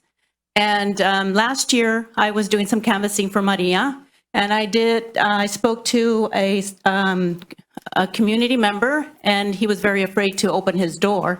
His doors were locked, his windows were locked, and the reason was because he was afraid to come out of his house because of chromium-6. And he said he did not allow his children to come outside. That is a concern, especially as a nurse. I take care of patients, and I'd like to know what the board is doing to address this issue. Also, I have a very good friend who's in her 30s, and she is now fighting breast cancer. An aggressive form of breast cancer that cannot be treated with other medications. It has to be just regular traditional medications, and that is scary because most likely she will die. So I think it's important that the board address this problem that's going on in Paramount, and I would like to know what the board will be doing about that. Also, as Ms. Cuarenta said, she's in the trenches. Well, she claimed to be part of the mafia, Rendon Mafia. So, and if a teacher that would ever say that and teach children, maybe should not be a teacher. Thank you.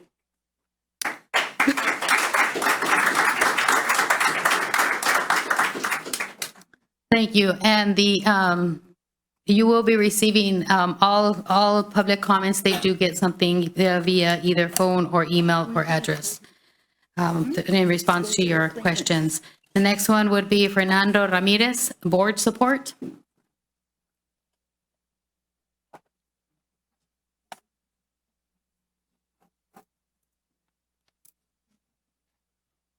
Hi, everybody. Thank you for giving me the opportunity to speak.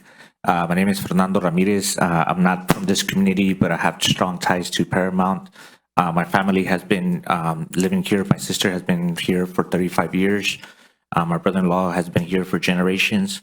And I've a lot of people, in Paramount that I know, particularly that are, activists trying to get, the community involved, especially around environmental issues.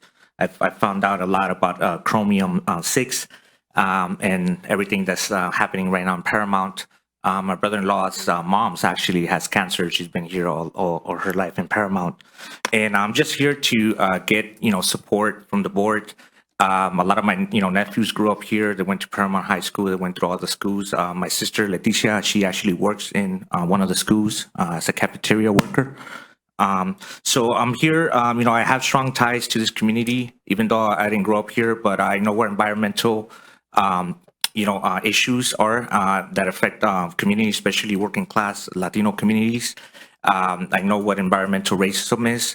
I come from East LA, Boyle Heights area, where if you all know the Excite contamination that happened there for 30 plus years, for so long the community was neglected for so long, and now you have entirely communities in Southeast LA and East LA, Boyle Heights, that are contaminated, all their properties contaminated with lead, and it was because of this company, Excite, that was contaminating the community for 30 plus years, and nobody listened to the community.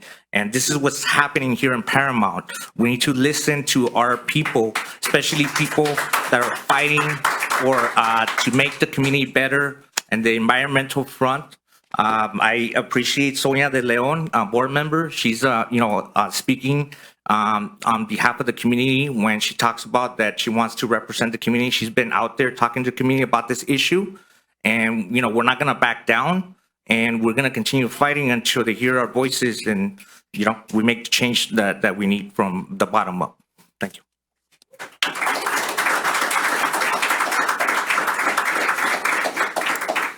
Thank you. Now we have Rodolfo Cortez, general comments. Cortez? Yeah.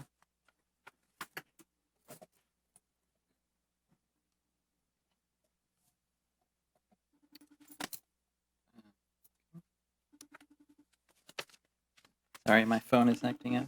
There's something wrong. Hold on. There we go. Good evening, President Gomez, board members. So I wanted, in the spirit of education, I wanted to bring to your attention that next week we are actually going to have the anniversary of a very important but essentially unknown event in U.S. history. Of course, we know a lot about some events, like, say, the signing of the Constitution, the Declaration of Independence. But there is another document that everyone who is, caring about their community, caring about this country, should know about.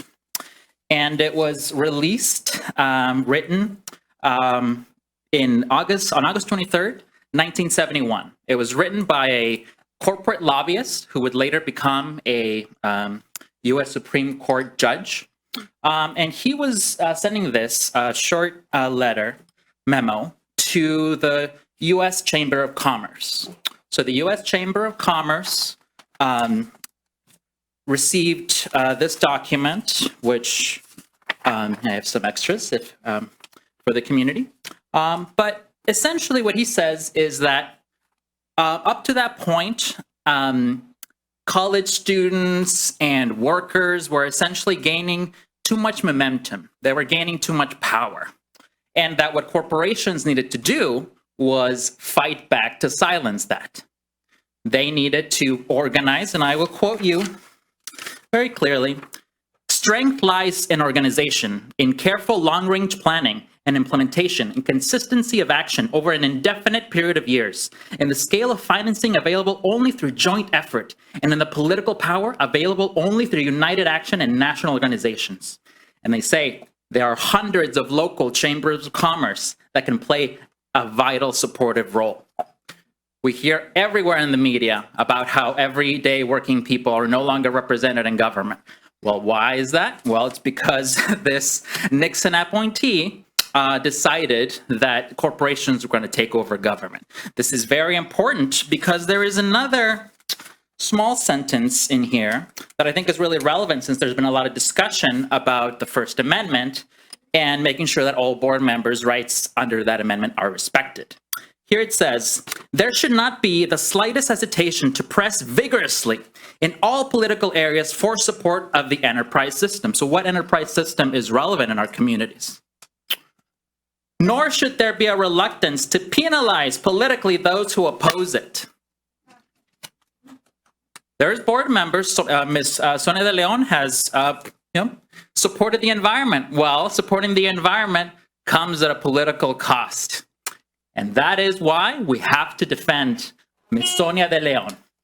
Thank you. Thank you.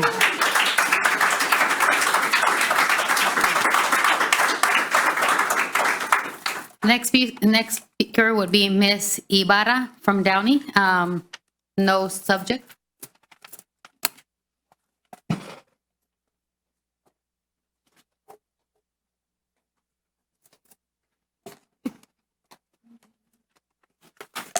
Good evening. My name is Edna Ibarra, and I've been in the trenches, like the board member here says, for about 30 years now. But I feel that, like, if you say that you're in the trenches, or there's something wrong with you. You need to get out of education. I was surprised to notice all the rules that were stapled onto the blue sheet that we need to agree upon before we speak here, as if we were children. Seems very restrictive that we cannot say what we want or how we want it. Aren't we all adults here? Seems like this district does not support checks and balances.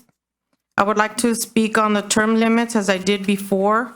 If 60% of the community wants term limits on the board, then what is the board doing about it? I see 2 senior board members here struggling to keep their seat, but they can't agree on a date to meet. Is it the 29th, the 21st, or the 26th? Because they're too busy to do their job. And let me just say, when I spoke last time here regarding term limits, it was because I saw what was happening here. Nobody's putting me up to anything, so I would like the threats to other board members to stop. Also, if you're a board member, then why do you recuse yourself from voting? You're not fulfilling your job, and you're letting down the people that voted for you. Why does Paramount want to silence us? It is no secret that Paramount is contaminated. So if people post about findings, about whether it's lead, arsenic, or whatever other poison, it's a poison and it's killing people here. I noticed on point number 146, Franklin Covey meeting at the Catholic Church. Okay, first of all, Franklin Covey is from Mormon teaching. And the Catholic Church, really? Like, where is the separation of church and state here? And the last question I have to the board is, how is the board supporting immigrant families here in Paramount? And how are you going to help or support them with the ICE raids? Thank you. Thank you. Next one is Cesar, no last name, regarding board excellence.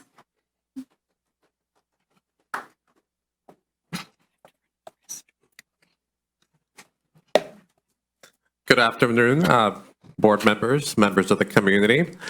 I am concerned, very alarmed, that climate change is coming within the next 12 months. And the city of Paramount is both industrial and residential. With that, there's a lot of polluting here in Paramount due to chromium-6. And I don't see any accountability from the previous board, since they've been here 20 to 30 years, and they don't buy filters. They don't demand filters from the industrial companies. They don't even make a resolution for the city to provide filters. It wasn't until the new board was elected that something was done. So I am asking, if you've been here for 20 to 30 years, you have to go. It's time for you to resign. This is not a dictatorship. It appears to me that, some of you board members, the ones that have been here for 20 to 30 years, are complying with Russia, undermining our democracy. You are Russians undermining our democracy. 20 to 30 years you've been here and you don't give up your seat. It's time to go. So Looking at me. yeah, I am looking at you. Okay. And I thank God that for allowing you to be here today. Blessings go to your family and to you and to your health, but that's independent from you being here for 20 years. I'm sorry. Maybe we can fundraise for board member Garcia and her health to cover the cost, because, being in the hospital, it's pretty pricey when you go to UCLA. So maybe the community can organize to fundraise for her so we can cover the cost. Yeah, why don't you help me? Huh? And I hope that something like this never happens to you or your family members. You know And what? thank you for your You know prayers. what? Actually, Miss Garcia, if you must know, my dad has cancer. But you I'm know, sorry for that. but you know what? He's not I'm milking it sorry like for you. that. He's not milking it like you. Okay. I'm not Thank you. milking it. Anyway, you know, it's time to give up your seat. Okay. You know, you're having such a difficult time being here. You know, it's unfair to you and it's unfair for the community that you're here. Okay, Cesar, thank you. Thank you. Appreciate. Board Member Gomez, I still have 20 seconds. Yes, I understand, but can we move on to say if you have something else to say? And yeah, it's time to clean up Paramount. It's time to take out the trash. Okay. Well, thanks. Do you live in Paramount? She's asking you a question. Okay, we have two more speakers. One is Ardian Alvarez. Minutes and First Amendment.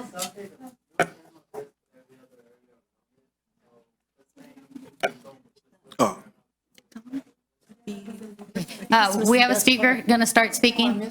Oh, yeah. Buenas noches a toda la comunidad que está presente. It is always a sacrifice for the community to be here and to be put to the very last minute as we have a festival of love and self-congratulatory applause. I don't mean to be mean, because apparently speaking the truth is somehow mean and cruel. But one of the greatest freedom fighters in American history, Malcolm X, pointed out that when you speak the truth, it doesn't matter who likes it, as long as it is the truth. Another great person said that the truth shall set you free. This board meeting is not intended for kindergarten children. This meeting is intended for adults, and we deal with serious issues. The recommendations to be civil, to be courteous, are understood. But when we're talking about the poisoning of the air and people dying of cancer, when we're talking about people making promises to voters that they will come in and advocate for their rights, and once they get elected, they completely forget those promises made, how can we in a courteous way label your action? How can we in a courteous way call treachery without offending anybody's feelings? How can we say that when you in your classrooms talk about Cuba, Fidel Castro, and Venezuela, you know, people being in power from your point of view, like, and being dictators, but yet you don't promote new blood, new ideas to teach your students, and you hold on to your seed as if it is a private inheritance? How can we talk about those in a way that people don't get offended or hurt? It's very difficult to contain the anger of the community and for you to be promoting fairy tales about how change occurs in the history of the world, in particular this country. Every 4th of July, we celebrate a revolution, a Boston Tea Party. You tell Harriet Tubman to be civil. You tell Dolores Huerta not to be angry about the poisoning of the campesinos that put food in your table. We are not children. We need to deal with hard truths. People are dying. People are taking corporate money to keep defending those interests. And people are angry. 5 children have died in cages. 5 people have died in cages by a maniac that says that wants to make America great again. How do we contradict that vicious, fascist policy without being angry? The community is angry and it will not be silenced. And if you step on our champions, we will fight back. We will not be stopped. We will not be silenced. Thank you, Adam.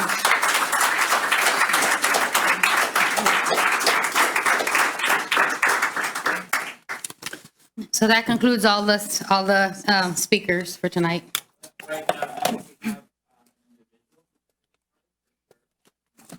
Did you hand in the card? This is one. When did, huh? No, all cards are turned in. Are turned in. She must have came late. Can we She make didn't an turn in her exception for card. her? Yes. Can we make an Well, exception? This is yes, what well- was received. We'll make it, we'll make, yeah, she can come up.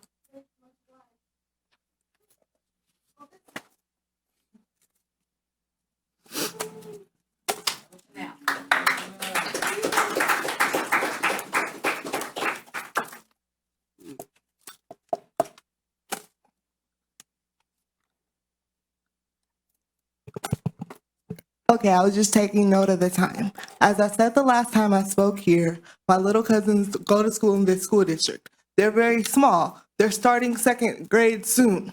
I'm concerned naturally about the air pollution situation because I know the last time I was here was a couple of months ago, and you guys seem to have decided, or someone gave a presentation about filters, but I haven't been able to read or see that there was some action taken to put the filters in the classroom.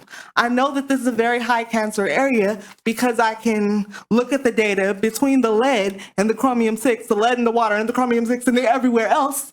I'm concerned because when things sit in the environment for that long, it just kind of sits there and contaminates the entirety of the area.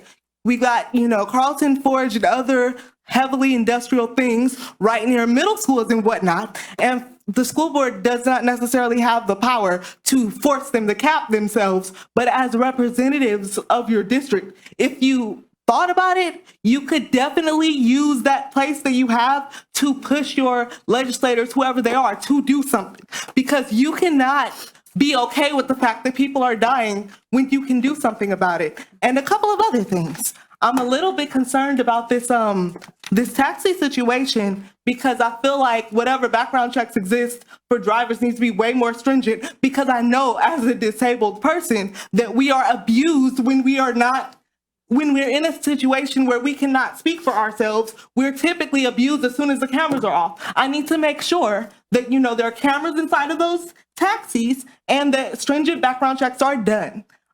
With regard to the access question, Uber and Lyft specifically require that someone who is using the service be 18. As far as access is concerned, I was able to start losing access at around 15, but that was because I have a PCA.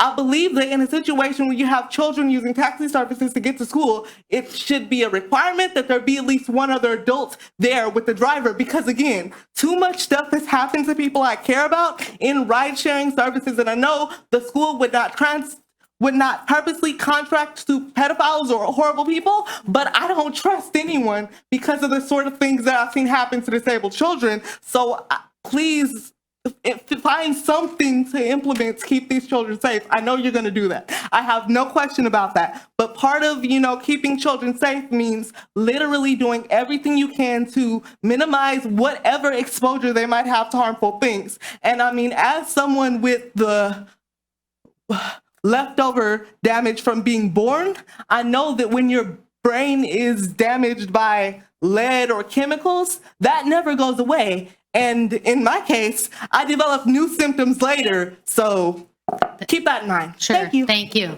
Thank you.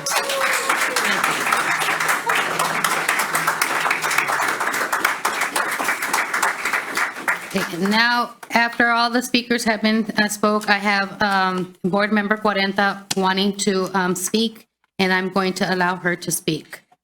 Do you want me to go up to the podium? You may. Okay. Thank you. May.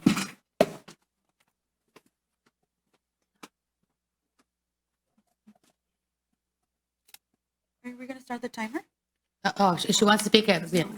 Are you Yes, sure? no. I don't want to take too much time. I just want to let everyone know here that I'm proud of being an educator. And one gentleman that's here that, he says he's for the community. He wants to do great things. Right before I decided to run for school board, out of his mouth, he said that no one's going to vote for you because they're going to think you're a lesbian. But for me, someone who's really about the community would never tell a young Latina that. What kind of message are we sending our young queer men and women from our community? So as you sit there and you question us, I get it. I'm all about hearing what you think. But if you've ever told someone that, I want you to think about, are you really about the community? What kind of message do we want to send to any young men and women in the future that are part of that community? And he knows who he is. I will not shame him. That's not my style. But just like you asked me to think about what I do, I want you to think about what you tell people. Okay? Thank you. Good job, honey. Okay. All right, and now we'll move forward. We're going to the consent items.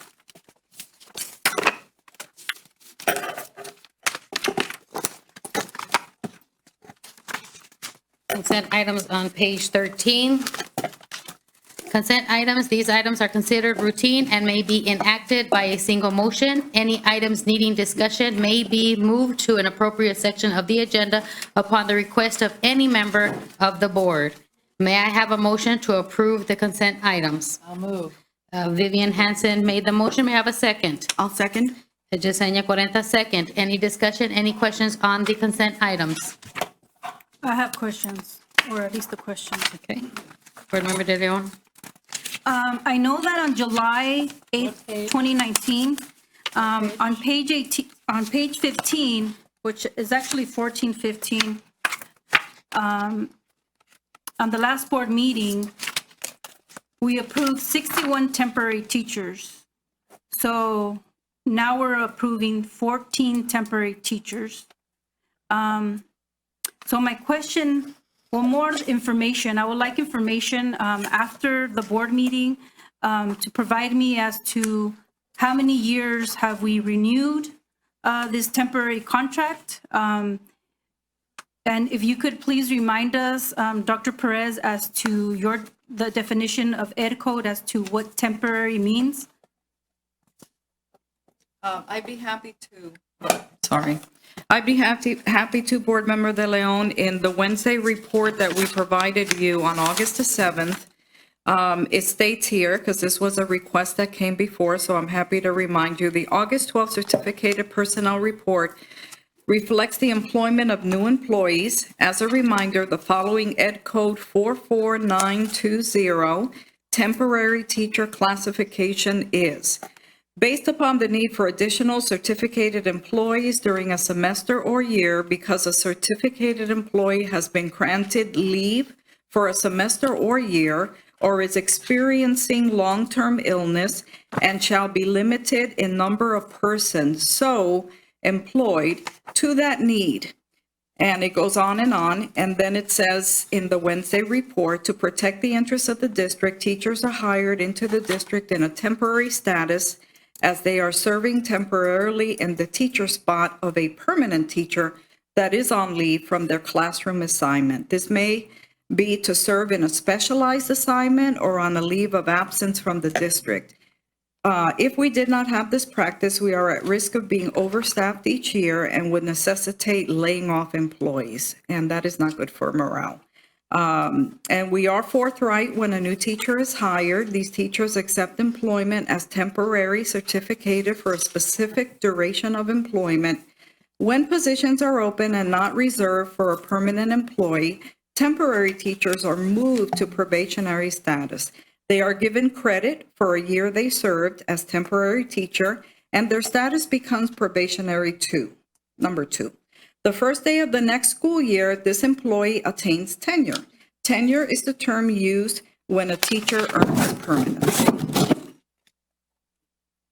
So if you could just provide data as to how many temporary teachers we have renewed. I know this is our first year renewing, or at least perhaps first year teachers.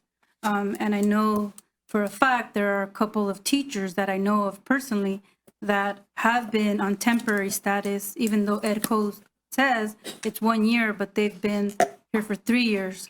So if we can just get the data of how many years they've been temporary, please. Yes.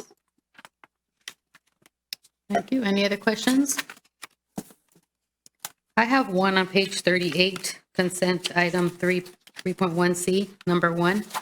It says, Counseling Partners of Los Angeles, consultant to provide school-based counseling services to Our Lady of the Rosary School students.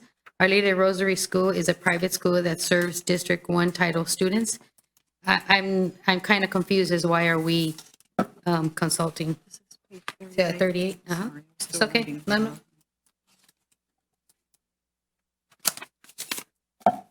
Number one. Number one, Counseling Partners of Los Angeles, consultant to provide school-based counseling services to Our Lady of Rosary School students. Our Lady of Rosary School is a private school that serves District Title I students. Yes, it is a private school. We are required under Title I to do this. Dr. Jeffries, would you like to give them the board more specific information as to why we're required to set aside a portion of Title I funds that the federal government gives us to private schools that serve our students in Paramount? Yes, so the federal funds serve all of Paramount students regardless of where they attend school. So we have something called equitable services. And so what that means is that my staff and I actually reach out to the local private schools to find out which students live in our attendance area. And then federal funds provide services to the schools or the students, depending on which federal fund it is. We have 2 private schools that we generally work with, Our Lady of Rosary as well as St. Pancratius, and they receive services through Title I, II, III, and IV. Okay, because enough students attend those schools from our district. So every now and then you will see, usually at the beginning of the year, the contracts. The money does not go directly to the school. The money does not provide any religious type of instruction. It is only for what is approved federally for those services. Okay, other questions? No, thank you. Explained it. Thank you so much. I really appreciate that. Okay. Any other questions? For the record, I had that same question. Thank you. Thank you.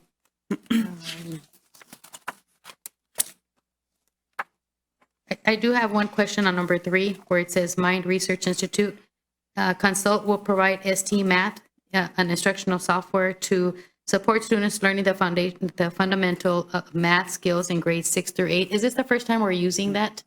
And if not, yes, no? Dr. Starr can answer okay, because that. Aisha says, I'm sorry, I was misinterpreting. If not, can we have like a data on that about how the students are doing with this? We've used it in P5 for several years. It's actually the first year we're going fully into grade 6 through 8. Last year we began it, but we began it mid-year. So this will be the first one. First one. Thank you. Well, that means there's no date on that. Yes. Thank you. Any others? Okay. If none, may I take a vote on the consent items, please? Governing Board Member Garcia? Yes. Governing Board Member De Leon? Yes. Governing Board Member Hanson? Yes. Governing Board Member Cuarenta? Yes. And Governing Board Member Gomez? Yes, the vote was 5-0. Consent items passed. Now we're going to the action items. Where are they here? Where did it go? Trying to look for it here on this page. Action items, okay, page, sorry. Action items, these items are presented for action at this time. Some may have been reviewed by the board at a previous meeting under conference item sections of the agenda. So we're going to Human Resources, page 95, 2.1A, presentation of the California School Employees Association, Chapter 447, in initial reopener proposal for 2019-2020. Staff recommendation, receive for public review the California School Employee Association, Chapter 447, 2019-2020, initial reopener proposal for the collective bargaining agreement. May I have a motion? I'll move. Sonia De Leon made the motion. May I have a second? Second? Vivian Hansen made the second. Any comments, any questions? So none, may I have a vote, please? Governing Board Member Garcia? Yes. Governing Board Member De Leon? Yes. Governing Board Member Hanson? Yes. Governing Board Member Cuarenta? Yes. Governing Board Member Gomez? Yes, the vote was 5-0, 2.18 passed. Well, now we're going to 2.2A, public hearing on the California School Employee Association, Chapter 447, reopener proposal for the 2019-2020 collective bargaining agreement with the Paramount Unified School District. Staff recommendation, conduct a public hearing regarding the California School Employee Association, Chapter 447, 2019-2020 reopener proposal of the collective bargaining agreement with the Paramount Unified School District. May I have a motion to open the hearing? I'll move to open. Linda Garcia made the motion. May I have a second? Vivian Hanson made the second. Any comments, any questions? So none. May I have a vote, please? Governing Board Member Garcia. Yes. Governing Board Member De Leon. Yes. Governing Board Member Hanson. Yes. Governing Board Member Cuarenta. Yes. Governing Board Member Gomez. Yes. Vote was 5-0. Approval to open the hearing. Now I need an approval to close. Or any, I guess, public comment. Any question? Any public comments? Any questions? Yes. I mean, it's public hearing, so. Good afternoon or good evening to all of you, school board, staff, public. I just wanted to thank, I was happy to see the signs outside. This is really nice, good change. I just would like to add to put it like public, open to the public. Okay. But that's all I have to say. Thank you so much. Thank you. I move to close the hearing. Okay, Vivian Hanson made the motion to close the hearing. May I have a second? I'll second. Yesenia Cuarenta made the second. Any questions, any comments? So none. May I have a vote, please, to close the hearing? Governing Board Member Garcia. Yes. Governing Board Member De Leon.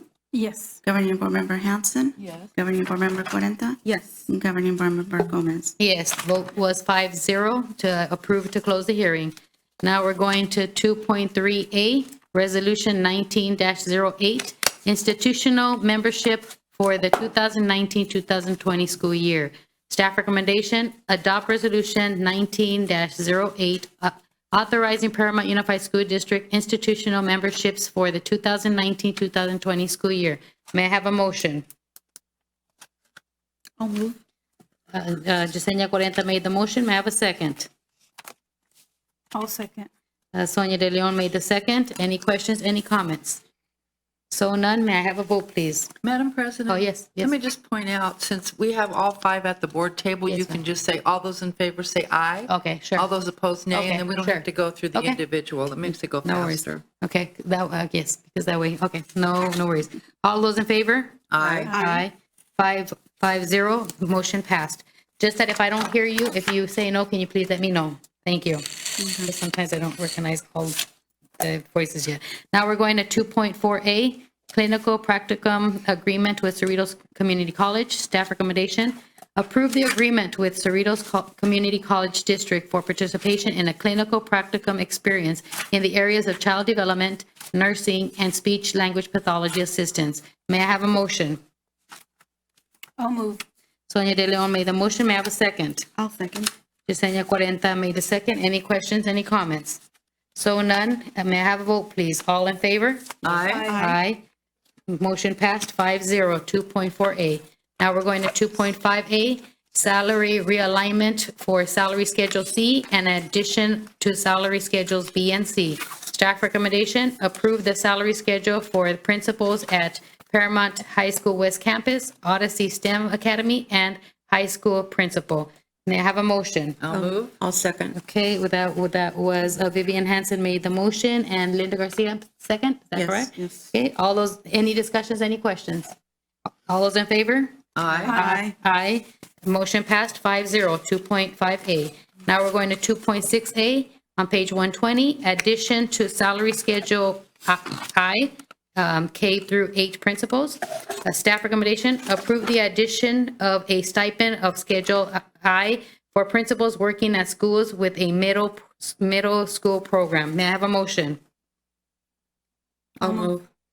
I'll second. Okay, so Vivian Hanson made the motion, Sonia. Garcia. I'm sorry. De Leon. Linda Garcia made the motion, Sonia De Leon second. Any questions, any comments? So none. May I have a vote, please? All in favor? Aye. Aye. Aye. Motion passed 5-0, 2.6A. We're going to 2.7A, affiliation agreement with Paramount Graduate University. Staff recommendation, approve the affiliation agreement with Paramount Graduate University for participation in the internship program. May I have a motion? I'll move. As Linda Garcia made the motion, may I have a second? I'll second. Okay, that was Vivian Hansen did the second. Any questions, any comments? So none, all in favor? Aye. Aye. Motion passed, 5-0. 2.7A. Now we're going to Educational Services, 3.1A, Arts Education Collective Advancement Grant Award. Staff recommendation, accept the Arts Education Collective Advancement Grant Award to provide K through 5 students with performing art instructions from September 2019 through June 2020 on page 145. May I have a motion? I'll move. Sonia De Leon made the motion. May I have a second? I'll second. Yesenia Cuarenta made the second. Any questions, any comments? So none, all in favor? Aye. Motion passed, 5-0. 3.1A. Now we're going to 3.2A, Franklin Covey Consultant Agreement. Staff recommendation, approve Franklin Covey Consultant Agreement to provide professional development to teachers at Our Lady of the Rosary Catholic Church. May I have a motion? I'll move. Vivian Hansen made the motion. May I have a second? I'll second. Linda Garcia made a second. Any questions, any comments? I have a comment. Somebody made a comment that this was a religious-based organization. That has nothing to do with the fact that the students or the teachers over there will be getting this in-servicing at the private school as required by law. Any other comments, questions? So none, may I have a vote? All those in favor? Aye. Aye. Motion passed, 5-0. 3.2A. Now we're going to 3.3A, subscription of Lexia Reading Core 5. Staff recommendation, approve a 1-year subscription of Lexia Reading Core 5 for Moakler School during the 2019-2020 school year. May I have a motion? I'll move. Vivian Hansen made the motion. May I have a second? I'll second. Yesenia Cuarenta made a second. Any questions, any comments? So none, may I have a vote? All in favor? Aye. Aye. Motion passed, 5-0. 3.3A. We're going to 3.4A on page 156, non-public school placement for a special education student for 2019-2020 school year. Staff recommendation, approve the placement for a special education student in non-public schools as determined by the student individual education plan for the 2019-2020 school year. May I have a motion? I'll move. I'll second. Okay, Vivian Hansen made the motion and Linda Garcia made a second. Any questions, any comments? So none, all in favor? Aye. Aye. Aye. Motion passed, 5-0. 3.4A. 3.5A, attorney fees and settlement agreement for a special education student. Staff recommendation, approve and authorize payment for attorney fees and settlement agreement for a special education student. May I have a motion? I'll move. Linda Garcia made the motion. May I have a second? I'll second. Yesenia Cuarenta made the second. Any questions, any comments? So none, may I have a vote? All in favor? Aye. Aye. Motion passed, 5-0. 3.5A. We're going to 3.6A, West Shield Adolescent Services. Staff recommendation, ratify the hiring of West Shield Adolescent Services to escort a special education student to Provo Canyon School for residential treatment in Provo, Utah. May I have a motion? I'll move.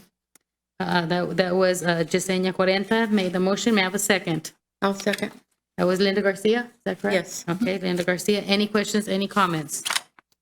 So none, may I have a vote, please? All in favor? Aye. Okay, aye. So vote passed, 5-0. 3.6A. We're going to 3.7A, Memorandum of Understanding with Cal Poly Pomona College for Engineering for the Feminine Program 2019-2000 school year. Staff recommendation, approve the Memorandum of Understanding with Cal Poly Pomona College of Engineer for Alondra, Jackson, and Zamboni Middle School participation in the Feminine School Program and the purchase of materials for the 2019-2000 school year. May I have a motion? I'll move. I'll second. So Vivian Hansen moved, Sonia De Leon made the second. Any questions, any comments? So Great none. program.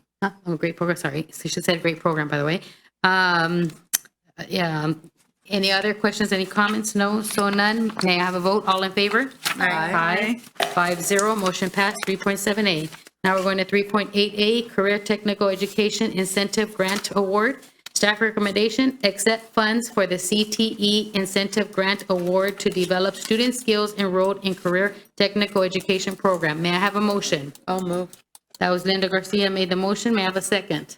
I'll second. Yesenia Cuarenta made a second. Any questions, any comments? So none, all in favor? Aye. 5-0, motion passed. 3.8A.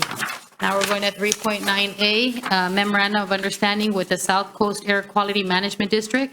Staff recommendation, approve the Memorandum of Understanding with the South Coast Air Quality Management District for the 2019-2020 school year. May I have a motion? I'll move. That Vivian Hansen made the motion, and was that De Leon? Sonia De Leon made the second. Any questions, any comments? Just a quick question, sorry. It's okay. No. Gomez, 64. will this apply to every kid in the district, or are we starting with like a grade level, or? Question? Yes. We'll be starting with our AP Environmental Science class. We think that that's a natural fit for this. And the actual curriculum will come after the AP test. As you probably remember or know, there's a lagged, once AP testing happens, there's a span of about 4 or 5 weeks. So it's a perfect opportunity to use that curriculum in that spot. Plus it fits in with their curriculum really, really well. Is there any chance it could ever be like district-wide, or maybe that's too big of a, something too big to ask for, or could it be district-wide? Potentially. We'd like to see how we implement it first and see what type of fit it is and see how it could be applicable to other areas. But we'd like to start with this class in particular and then see where it goes from there. Okay, great. Thank you. Okay. Any other questions, any comments? So none, all in favor? Aye. Motion passed 5-0, 3.9A. Now we're going to 3.10A, Extended Day High School Program for 2019-2020 school year. Staff recommendation, approve the Extended Day High School Program for the 2019-2020 school year, including hourly employment of certified and classified staff. May I have a motion? I'll move. Sonia De Leon made a motion. May I have a second? I'll second. And Yesenia Cuarenta made the second. Any questions, any comments? So none, all in favor? Aye. Aye, 5-0, motion passed. 3.10A. Now we're going to 3.11A, Memorandum of Understanding with UCLA Community Programs Office, Pacific Islander Education and Retention Program. Staff recommendation, approve the Memorandum of Understanding with UCLA Community Program Office, Pacific Islander Education and Retention Project for the 2019-2020 school year. May I have a motion? I'll move. That was Linda Garcia, is that correct? I'll second. And made the motion. The second was Vivian Hansen. Any questions, any comments? I actually have a question. How long has this program run in the district? A long time. Long time, It's been a long time. Oh, wow. Victor Thompson is in charge, started it and has been in charge of it. And then he left us and went to the county. Right. But we still get to use his resources. Not to, again, our familiarity with this specific program is this is, I believe, going to be our third year of implementing it. Oh, okay. It was in another form. So Yeah, it perhaps could have been in a Yes. different form. It was. Different. But I guess for me, I just wanted to comment that it's great that we're working with an underrepresented population. Yes. And we're catering to their needs. Thank you. thank you. And they have a great workshop in the spring, and they'll let you know ahead of time, and then you go and see what they're accomplishing with the students. It's really great. Oh, thank you. Absolutely. Any other questions, any other comments? So none, all in favor? Aye. Vote is 5-0. Motion passed. 3.11A. Now we're going to 3.12A, Carl D. Perkins School Allocation Fiscal Year 2019 to 2020 school year for the Paramount Adult School. Staff recommendation, accept funds for the Carl D. Perkins Vocational and Technical Education Improvement Act for the 2019-2020 fiscal year to develop skills of students enrolled in the career technical education programs for Paramount Adult School. May I have a motion? Vivian Hansen made the motion. May I have the second? I'll second. Go ahead. second. Sonia De Leon made the second. Any questions, any comments?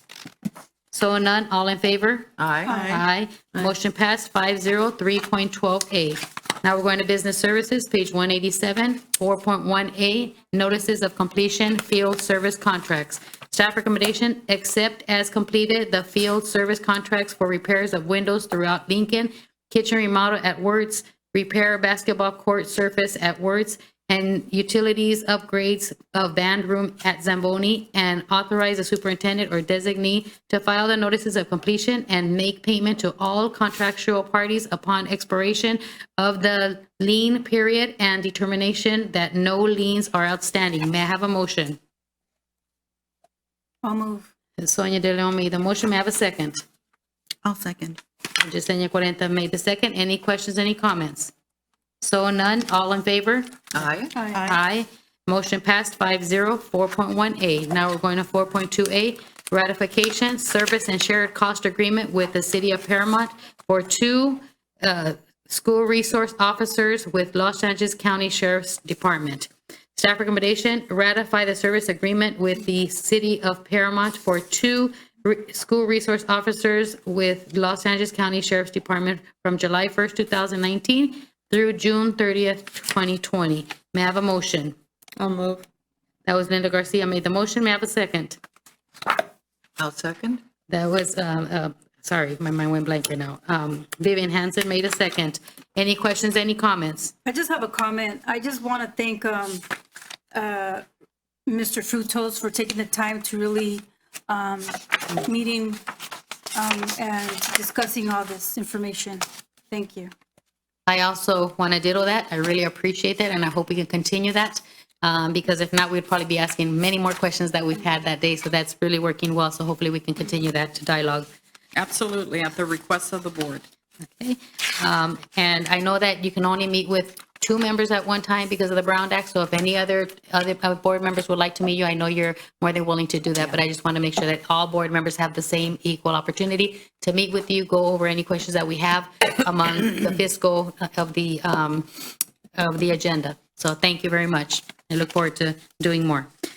Any other questions, any comments? So none, may I have a vote, please? All in favor? Aye. Aye.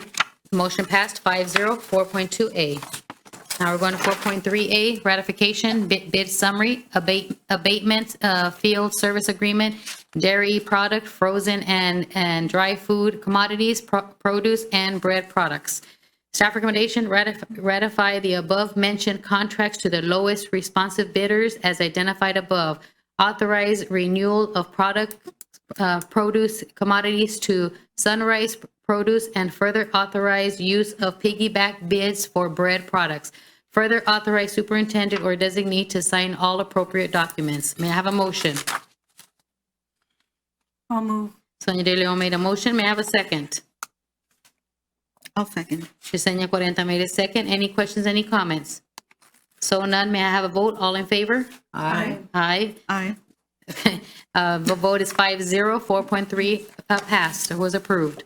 Now we're going to 4.4A, School Resource Officer Services Agreement between Paramount Unified School District and Los Angeles County Sheriff's Department. Staff recommendation, approve school resource officers, the service agreement with the Los Angeles County Sheriff's Department from July 1st, 2019 to June 30th, 2020. May I have a motion? I'll move. That was Linda Garcia made the motion. May I have a second? I'll second. That was Vivian Hansen made the second. Any questions, any comments? So none, all in favor? Aye. Aye. Aye.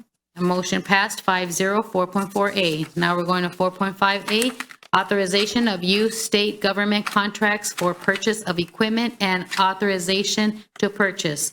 Staff recommendation, authorize staff to use state level contracts as described and future authorize the superintendent or designee to sign all documents as required to use to cooperative bid contracts. May I have a motion? I'll move. That was Vivian Hansen made the motion. May I have a second? I'll second. That was Linda Garcia made the second. Any questions, any comments? So none, all in favor?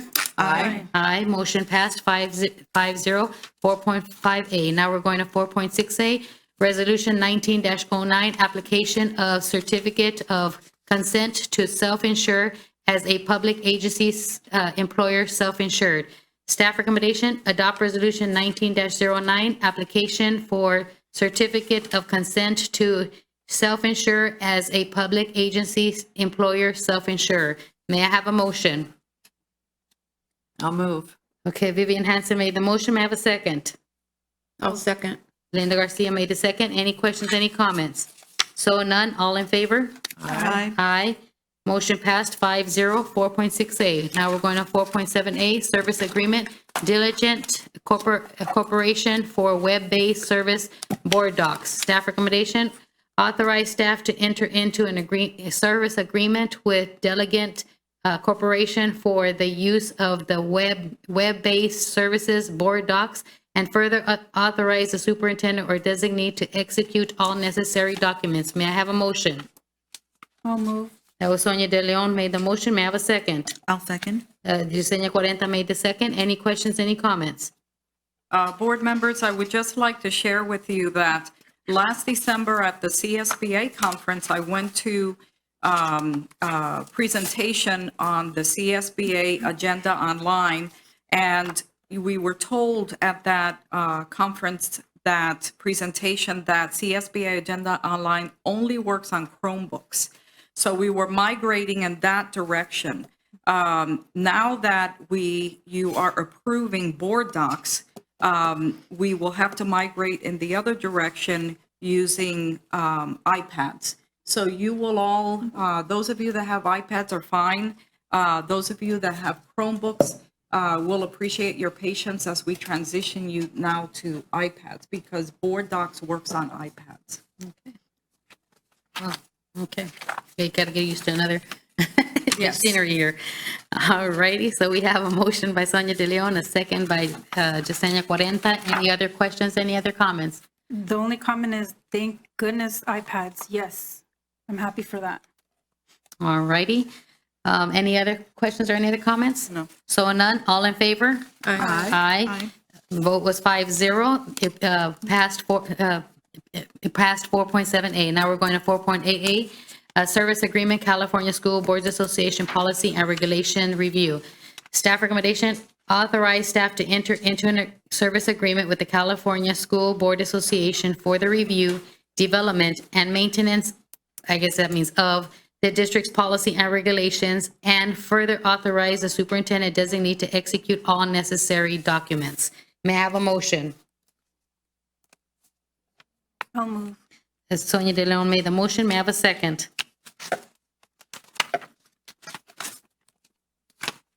May I have a second? I'll second. Yesenia Cuarenta made a second. Any questions, any comments? So none, all in favor? Aye. Aye. The vote passed, 4.8A. Almost there. Now we're going to informational items. These items are intended to keep the board informed on various district business matters that do not require formal action by the board. So, education, I guess this can continue, right? Educational services, 3.1I, I guess it is, or 1. Yes. Student fundraiser at Buena Vista High School, Paramount High School, and Paramount High School West Campus. Submit for the board's information is a list of, oh, that was for you. I think it was for you, no? Proposal, student organization fundraising activities. Yes, this is to inform the board, and it is, as you said, Madam President, just to inform the board of the organizational fundraising activities that are submitted to me for the schools to use. In this case, it's Buena Vista High School, Paramount High School, and Paramount High School West campuses. These are the approved vendors or fundraisers that are able to work with our schools. This is for your information. Fantastic. I looked over it. It's like, wow, okay. That's great.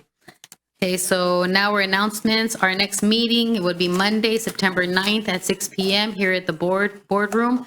Staff employee comments per government code 54957. Prior to the closed session, prior to the closed session as necessary, staff employee comments are taken per government code 54957. So any staff or employee comments? I have a question. Sure. In our agenda, under reports, it reads board member reports, reports on visit to schools, conferences attended or scheduled meetings, It doesn't seem to me like we're sticking to that, and I would like to know what everybody feels about it. I actually was talking to Dr. Perez about that, and I believe that we should probably add "and other," because there are sometimes situations where a board member wants to make sure that the constituent or the residents know that they brought up a topic that was said to them or brought up that was very important to them, and that's why I would ask to put "and other." And I disagree with that because we just read prior to closed session, as necessary, staff or employee comments are taken per government code 54957. That would be the place for that. Any other comments or any discussions?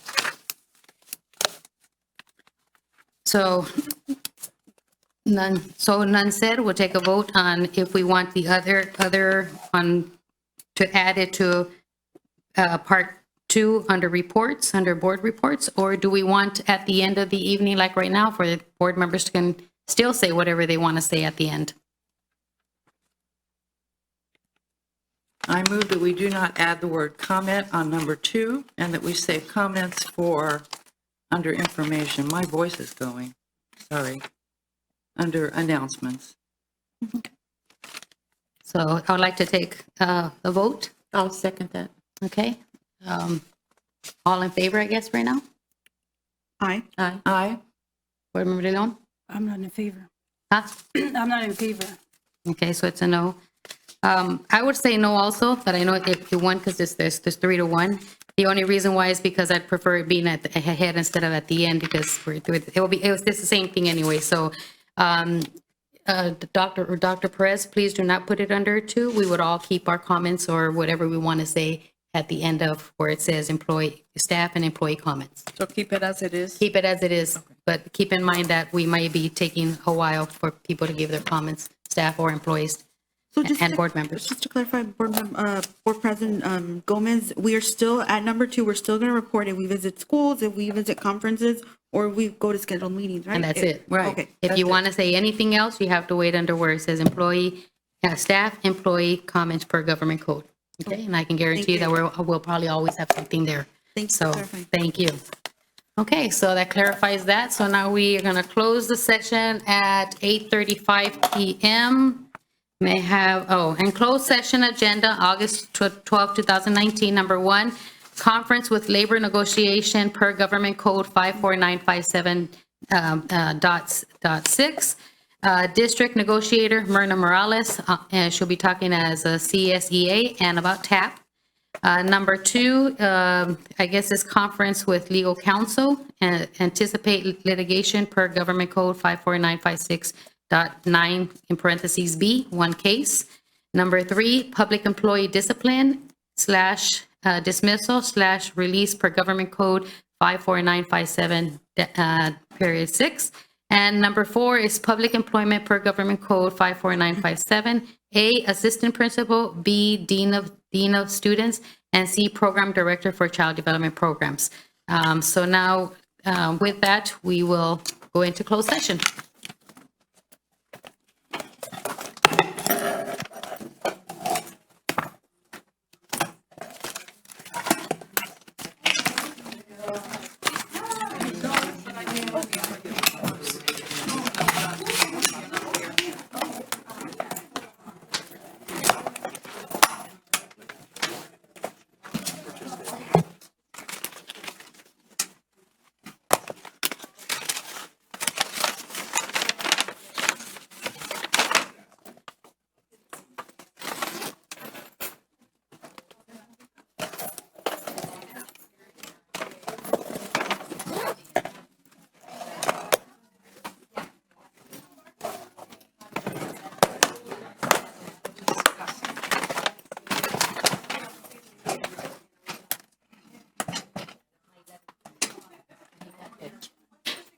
That guy who was picking on you also came up to me and said that any teacher who works in this district that doesn't speak Spanish is fired.